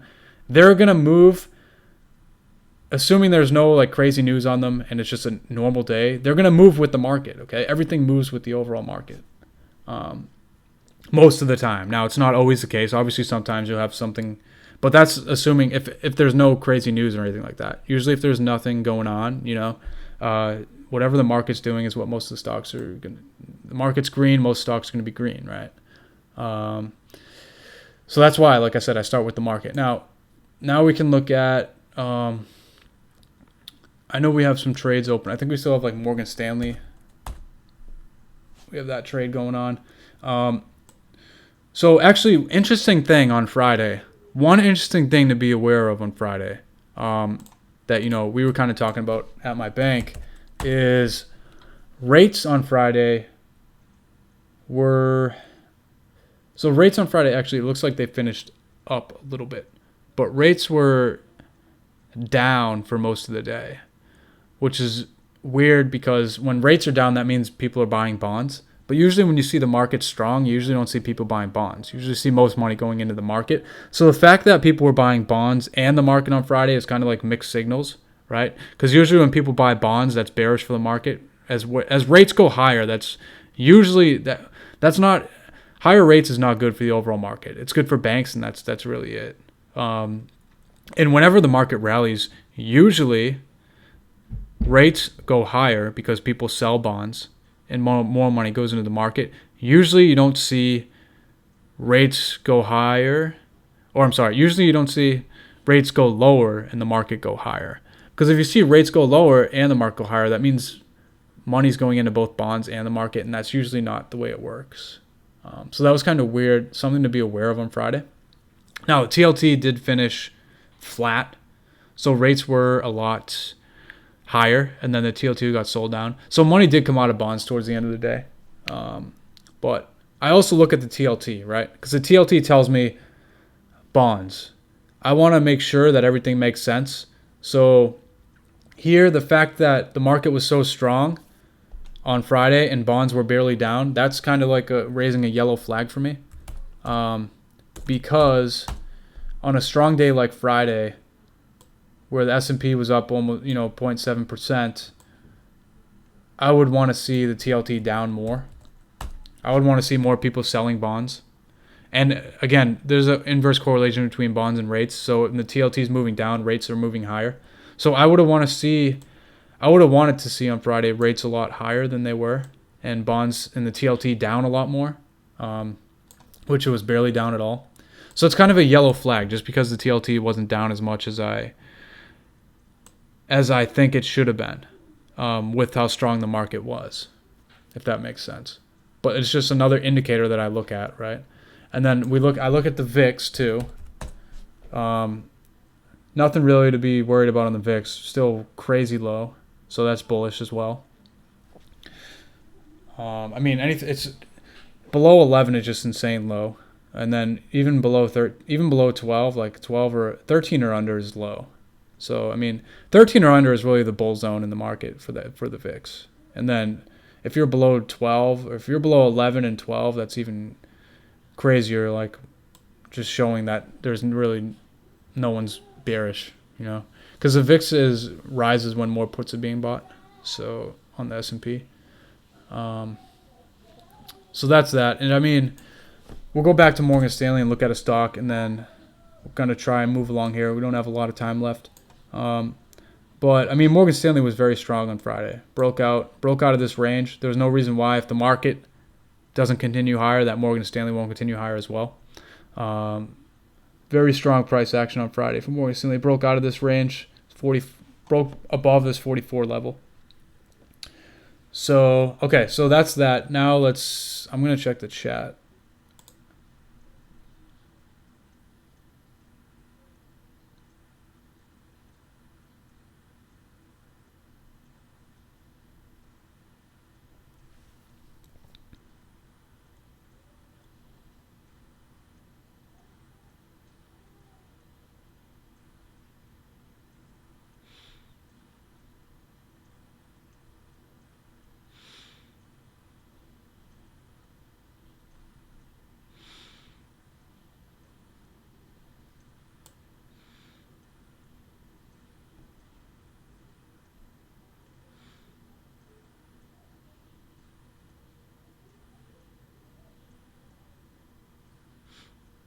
Yeah, we're gonna cover spreads again. We covered spreads past couple weeks as well. We'll do that again. I'm just trying to make this as interactive as possible.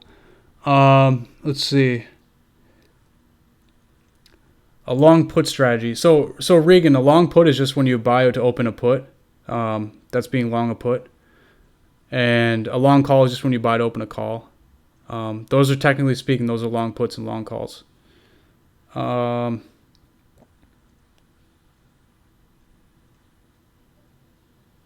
So I'm going to go over spreads now. Regan's asking some pretty good questions that are kind of more advanced. I think that everyone needs to understand what a spread is before we cover stuff like that. But those are good questions, though. Like, how can we manage a versatile and agile exit strategy? Well, Regan, I think that when we see the market looking kind of more bearish, we need to make sure that we're at least hedged, right? So you have some kind of puts in your portfolio to hedge your long positions, and then go from there. Like, we'll keep you guys updated with levels that we're watching. But like I said, 2280, I'm looking at 2280 for new support. Okay, if the market can hold 2280 next week, close above that, stay above that on the daily all week, we should head higher. Okay, so 2280 is our new level. If we close below 2280 next week, that's when my sentiment starts changing to be more bearish. Okay, so that's what we're watching.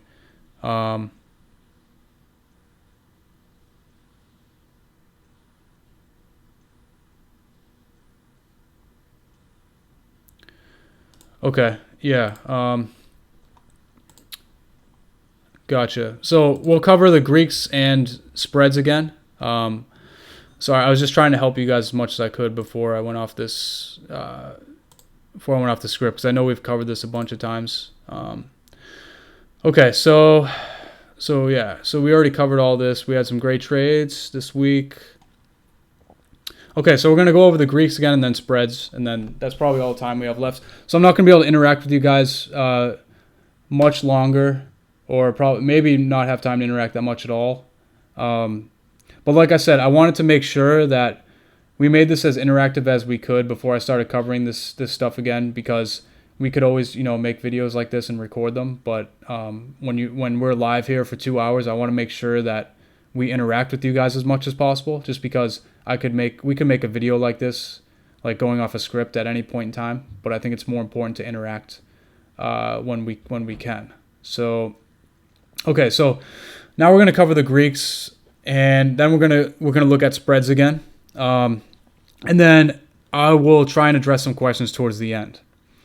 But I hope that all this stuff helped you guys, because I like to just give you guys as much knowledge as I can about as many things possible as we can. And I think a lot of the knowledge that I gave you guys is a lot more valuable than this stuff that anyone could just go look up on the internet and learn themselves, which is like this Greek stuff and all this stuff, which is good to know. But I think that the stuff that I'm telling you guys, that I've been telling you guys this whole class, is kind of stuff that it's going to be harder for you to learn on your own, right?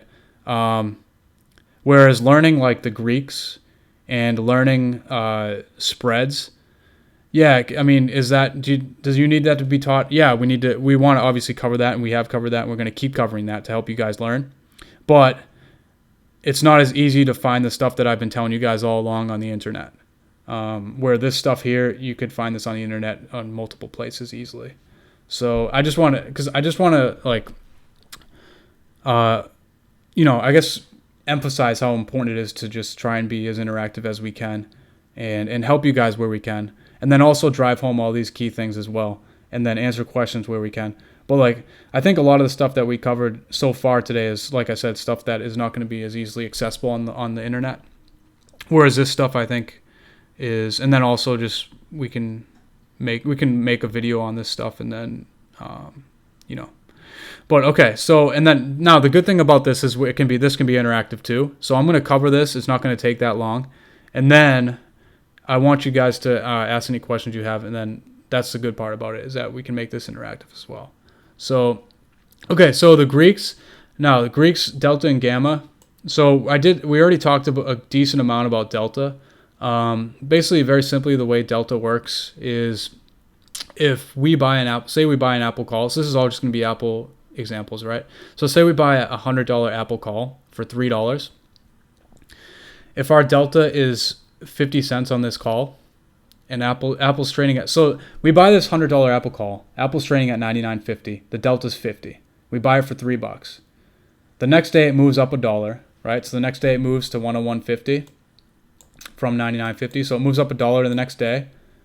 The delta of 50 makes the contract worth $3.50. So that's how delta works. It's just whatever it is, a dollar move in the underlying is how much your contract is going to change in value with delta. So because Apple moved up $1, our contracts are now worth $3.50 because our delta was 50. Now gamma just tells us how much delta is going to change with the dollar move in the underlying.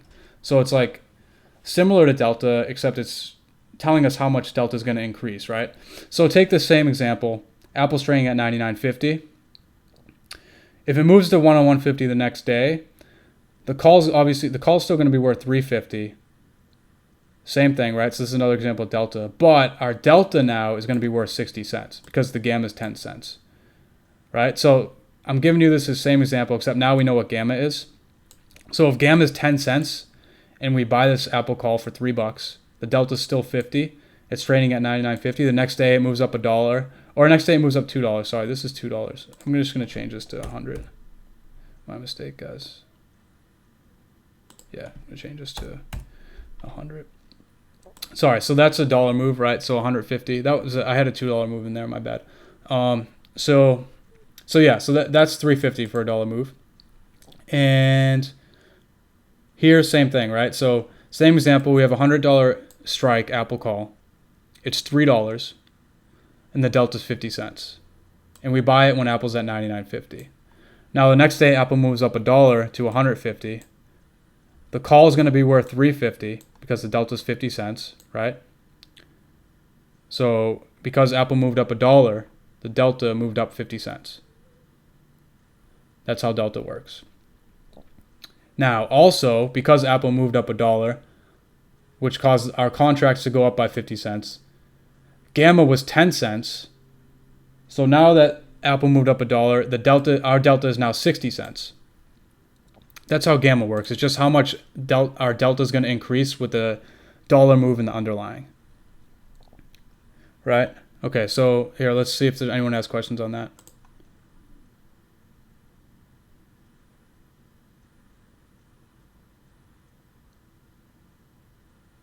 Yeah, delta move 2. Sorry about that, guys. It's 1. I meant to make it 1. Okay, we got credit and debit spreads too, guys. So we're going to go over these real quick, and then we'll do debit and credit spreads. I'll do credit spreads first, and then if we have time for debit spreads. Okay, so theta is time decay. So theta is, and here's actually an example of delta and gamma, and we can share this document with you guys. But okay, so theta is time decay. It's how much value every contract is going to decrease by every day, right? So theta, basically when we buy a long option, a long call or a long put, and all a long call or a long put is just buying to open. So we're buying to open a call or a put. We do either of those things. theta works against us. Time decay works against us, right? Time decay is an option buyer's worst enemy. So every day that we own an option, we're losing money on it due to time decay, which is theta. Every day we're losing money on an option due to theta because it's getting closer to expiration. Okay? And theta accelerates inside of 30 days of expiration, which is why I say that rule of thumb for everyone starting out of a 50 cents delta in greater than 30 days of expiration, because you're going to get hurt less by all this stuff. Because theta picks up inside of 30 days. But so here's an example on theta. Let's say we buy this $100 call on Apple, and we buy it for $3. Theta's 15 cents. Apple's trading at 99.50. Now, 3 days from the day that we buy it, Apple is still at 99.50, but our call is now worth $2.55 because we lost a total of 45 cents in theta. So theta is how much you're going to lose on your contract every day due to time decay. So because it's 3 days from now, we lost 45 cents on the contract because Apple is at the same place. So Apple, you see why theta is so powerful and so important. And the closer you are to expiration, the larger theta is. So theta is so important because we're going to lose money if we're holding a stock and it's not moving, we're losing money. We need the stock to actually move with us. Even if it stays flat, we still lose. That's how options work for buyers. And also 80% of options expire worthless. So those are things to be aware of. A lot of people like to sell options because the theta works for option sellers, which is kind of an example of a credit spread, which we'll cover here shortly. Now, Vega. Okay, now Rho is something that we're not even going to cover because Rho has to do with interest rates, and we're not ever really going to be impacted by interest rates unless you're buying leaps, where leaps are options that go out more than 6 months. Then you can be a little bit impacted by Rho, which is how much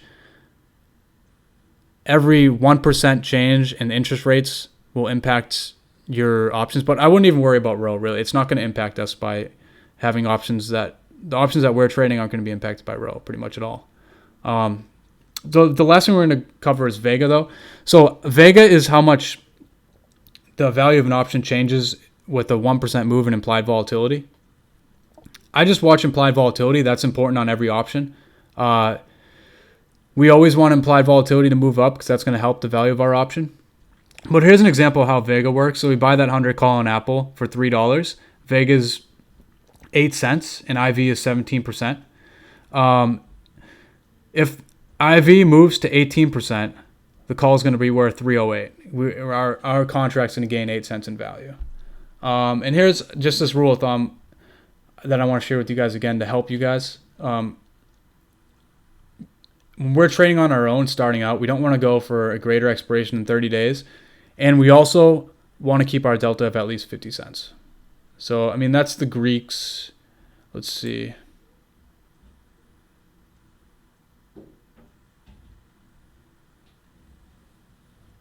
Okay, so no questions. Yeah, we'll look at credit spreads now. Here, I'm going to zoom this in so you guys can see this. Okay, so I'm going to give you guys an example of a credit spread, of a way that I would structure a credit spread if I so chose to do. We'll look at the IWM. So I think a credit spread, basically the way a credit spread works is you're net short the option, right? So if you're net short an option, so you sell to open the closer strike, you want the underlying to be under that strike at expiration, or you want the underlying to move down far enough so that you can close it out for a profit. So basically if we're doing a credit spread, right? So I'm going to go over a call credit spread. When we do a call credit spread, it's a bearish position. So we want the market to either move down or we want the market to stay flat. You see how when you're an option seller, theta works for you. So if the stock is flat, we actually profit. Whereas if you're an option buyer, the stock is flat and you lose money. So that's something to be aware of. So here's an example here. So basically the way that I would want to structure my trade on a credit spread is I would want to sell the 140 strike on the IWM. 140, see 138 I think is too close, but 140 I feel like is a decent round number that can act as some good resistance on the IWM, a 140 strike. So I would sell to open the 140 strike and buy to open the 142 strike. Okay, and we have this option chain up here to see. So I'm selling to open the 140 strike at 154. We'll just go right on the ask.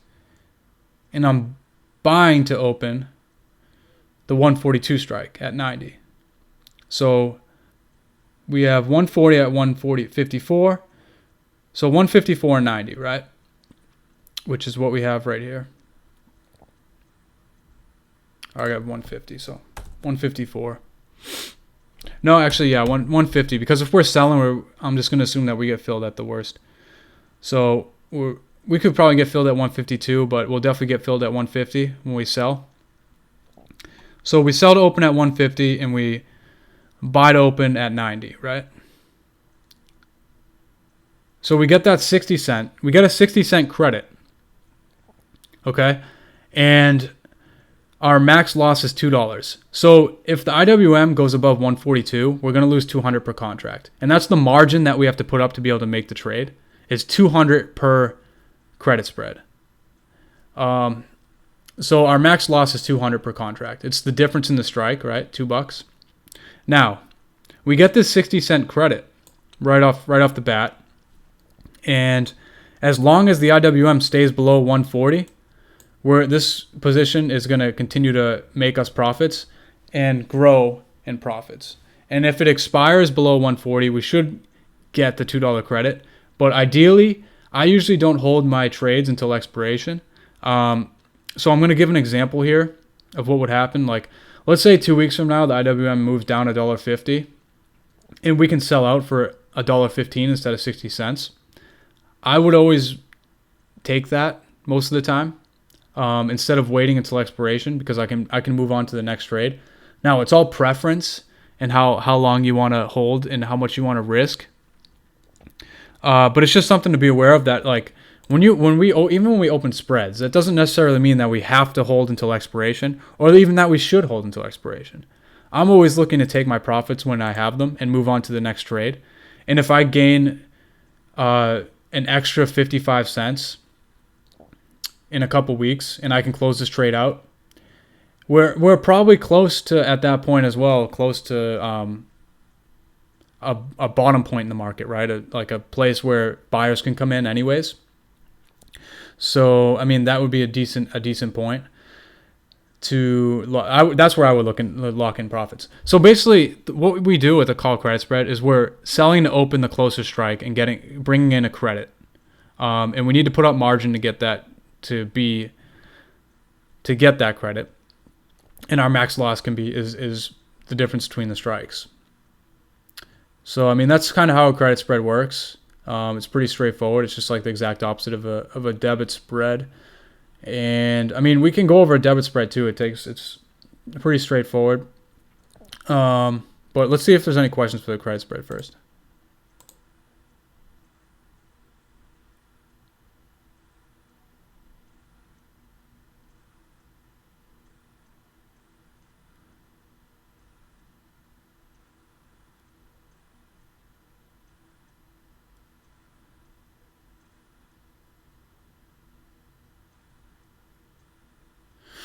Yeah, that's definitely true. If we're doing a credit spread on calls, we definitely want to be past resistance.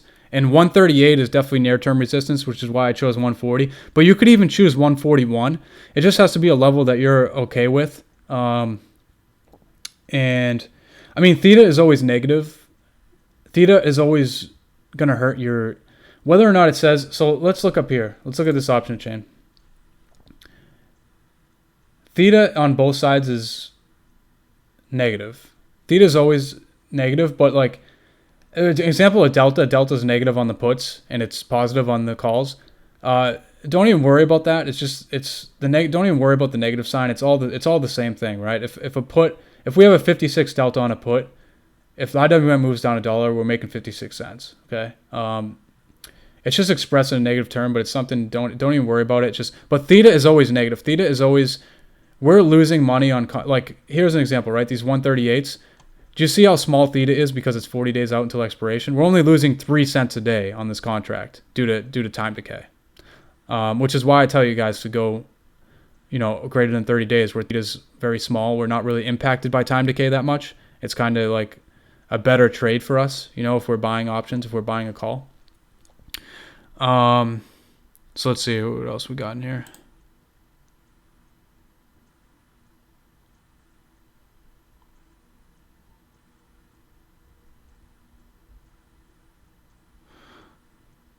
So yeah, and if you guys want to see more examples of credit spreads, Dave said he's happy to do that as well. Does that credit spread example help you guys? Do you have any questions about that credit spread? Does that make sense? Does that credit spread make sense, guys?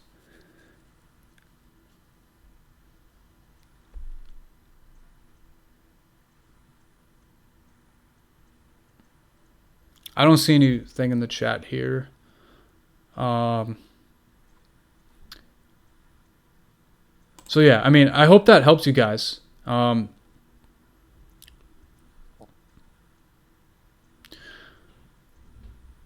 I mean, it's pretty. Yeah, I mean, you just get used to it. The thing I would recommend is get like a paper trading account on TD Ameritrade and just practice them. Just like do a debit spread and do a credit spread on like a paper trading account. TD Ameritrade, you can do a free like virtual trading account. Just to kind of see how it works, and to kind of practice a little bit.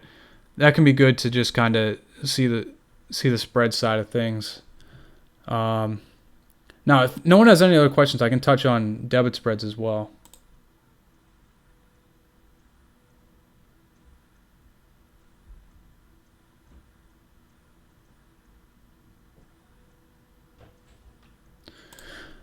There, you're done? Okay. Sorry, you guys probably heard, that was my son that just came in.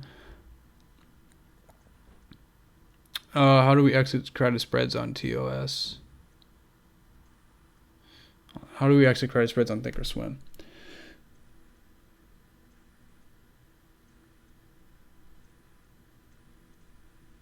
This is option sniper.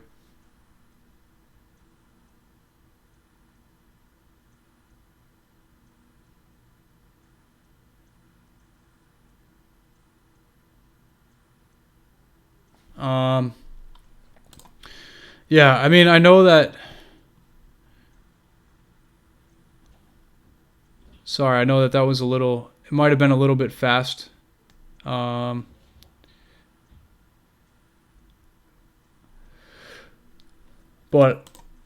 I mean, it's pretty. I think the best way to get them down is just to like practice on like paper trading. Or actually, there is I think that this will help too. Let's see if we can.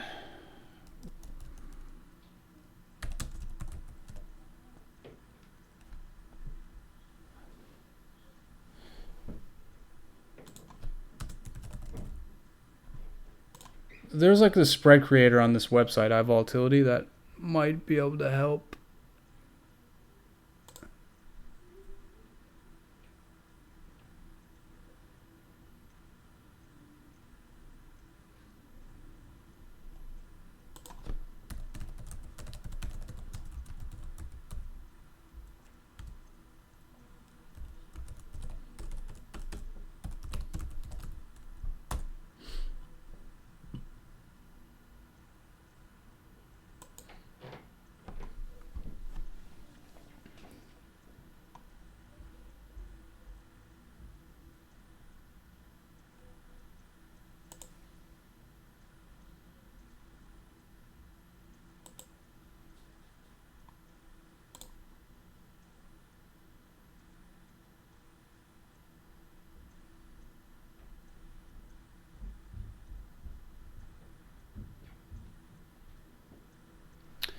Yeah, they changed this a little bit since the last time I looked at it. But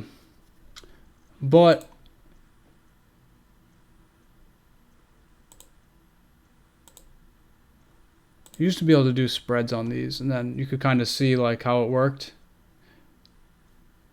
But it doesn't look like we can do that. I'll try and find something. I'm sure that there's still a way to do it, but I'll try and find a way like. So it was like a good way to just put them in and kind of see what was going on, as far as like the spreads and all that stuff. How do we exit spreads in Thinkorswim? You just go to the order thing, and I mean you should be able to. I mean, you can call their like support, and they'll help you walk you through that for exiting trades. So that's something that you can call them, or you can find that pretty easy on.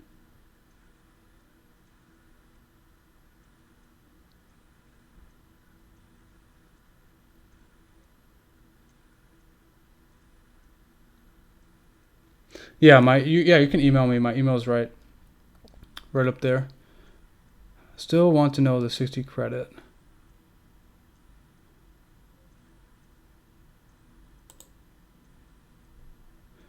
Okay.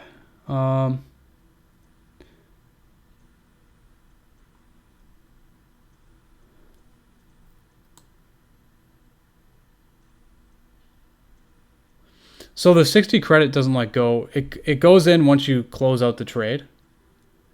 I'm pretty sure, but you have to have the margin for it, and then. Yeah, I mean it's been a while since I've actually done a credit spread. I don't think the credit actually goes into your account until you close out the trade. But you need margin to put up. But you need margin to actually do the trade.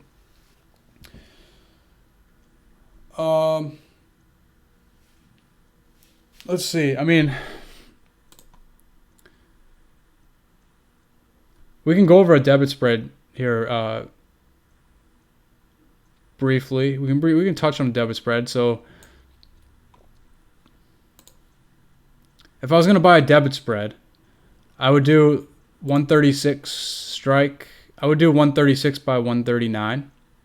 And a debit spread is just the opposite of a credit spread. So we're buying to open the closer strike. So if we go up here and look, 136, right? So we're going to buy the 136 call, buy to open. And then we're going to sell to open the 139 call. And I have the prices down here.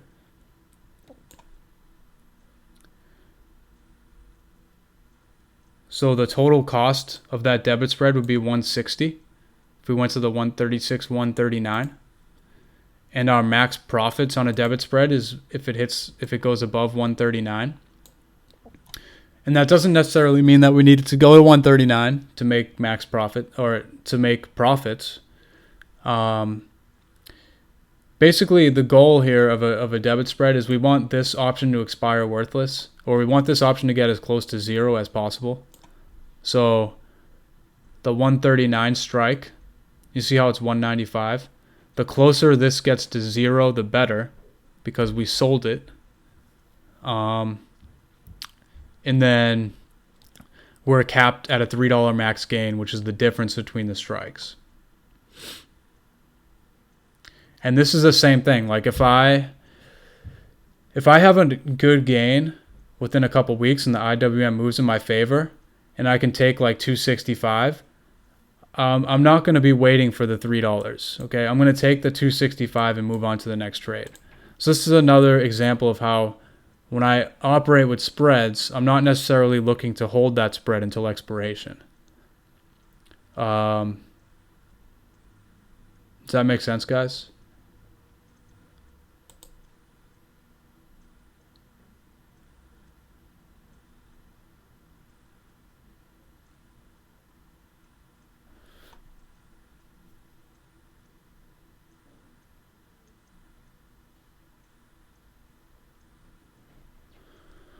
Okay.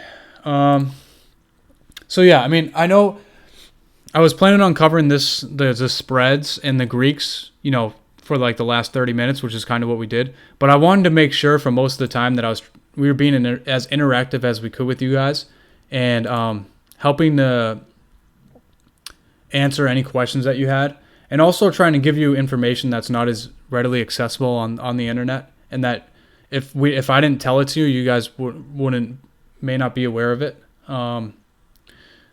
But yeah, I mean, does anybody have any other questions? We have like 10 to 15 more minutes here. Actually, I want to do this too. I want to share these resources with you guys that I like to use. And I'm trying to think. These books as well. I'll share this document with you guys in the chat. Sorry guys. I just realized sometimes I see what you guys are saying. You say that sometimes I talk fast. I hope that I'm easy to understand. See, sometimes I just talk fast because I get like excited. I'm just pumped up. I'm passionate about this stuff. So yeah, I mean, I understand what you guys are saying though with the spread. I think I was kind of talking a little fast. So excuse me. I'll work on that. I'll get better at that. But I mean, I hope it was good for you guys and everything that, this is, I hope all this information that I gave to you guys was helpful. 'Cause that's what we're here for. I want to always continue to improve. I want to help other people improve. We all my goal every day is to continue to become a better version of myself. I'm always reading. I'm always trying to learn. There's always things to be learned. And there's always a way for all of us to improve. Like, could I talk a little slower? Yeah, I'm sure I could. I'm sure that's a way for me to improve. So I'll work on that. Does anybody have any other questions? We've gone for about 2 hours here. Okay, actually, Panda asks, if it expires, what are the risks with credit spreads? Okay, that's a pretty good question. So the risk with the credit spread is the difference between the strikes, right? So if I buy this one credit spread on the IWM, I have to put up as margin $200, and that's my risk. My risk, if the IWM goes above 142, if it stays above there and these options expire with it above there, is I'm going to lose that $200 per contract. Okay, so if I open one, I'm going to lose $200. That's my max risk is the difference between the strikes. Does that make sense? Yeah, no problem, Ziggy. Happy to help you guys. Like I said, every week where we give you guys this interactive time, I want you guys to come with like questions and just anything I just want it to be an open forum, an open discussion. We can like talk about anything in the market to help each other get better. Mistakes that we made, good things even good processes that we're following to help us stay in a rhythm. Because it's important if you're in a good trading rhythm, it's important to replicate that success daily. And like I said, guys, I know I touched on this before. It's so important to keep a trading journal and like document all mistakes. Just document everything, right? Document how you were feeling that day. And it's just as important to document your mistakes as it is your success. Because when things are going well, you need to be able to understand what you were doing at that point in time to keep yourself on the right track. It's almost more important. It's very important. You learn more from your mistakes, but it's also it's equally as important to be aware of what you're doing when you're doing well as well. So you can replicate that. A lot of people are just focused on their mistakes, but both sides are very important. No problem. But yeah, I mean, we covered everything. We're going to end here again.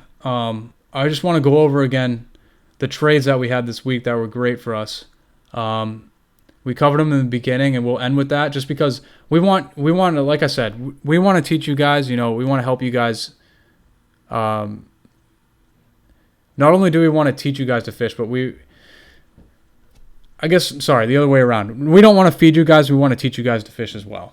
But these are trades that can help you guys become your own fishermen at soon. If you keep seeing trades like this, you'll see kind of what we're doing. But But yeah, I mean, this week, guys, we had this awesome Google trade where we made 55% on this option. We bought around in here, and you see we had the bearish cross on the MACD. We had a 55% return on Google this week. We sold our Amazon calls before the report. 46% return on those. Our Morgan Stanley calls this week were up 157%. You see Morgan Stanley just broke that 44 range. Bullish cross on the MACD and holding the 50-day SMA. And our BMY calls are up 92% this week. So we bought BMY down around here and it's rallied since. So these are great calls by Dave. And Dave's really in a good rhythm right now. And I would really recommend, if you're a newer member or if you're thinking about signing up, I would recommend checking it out. Also, I'm in the chat every week from 7:30 to 8:30 Eastern Standard Time. I scan the market, give you guys what I'm looking at, try and help you guys as much as I can for the trading day. And I just look forward to continuing to work with you guys and continue to have these sessions. And every time we have these sessions, I want people to bring like topics of discussion, things that they're dealing with. I want this to be like an interactive, open forum, a community where we all communicate together and help each other grow. That's like the most important thing. And so the more interactive we can make these sessions, the better. I'm fine. Like I could read from a script for 2 hours, but I'd rather be more creative and help give you guys all the knowledge that I can give you based off of what you guys are asking about or advice that you want and all that stuff. Because Dave and I both of us have been doing this for a very long time, and I've learned so much from all my mistakes over the years. And so that's why I've developed all this stuff that I've developed.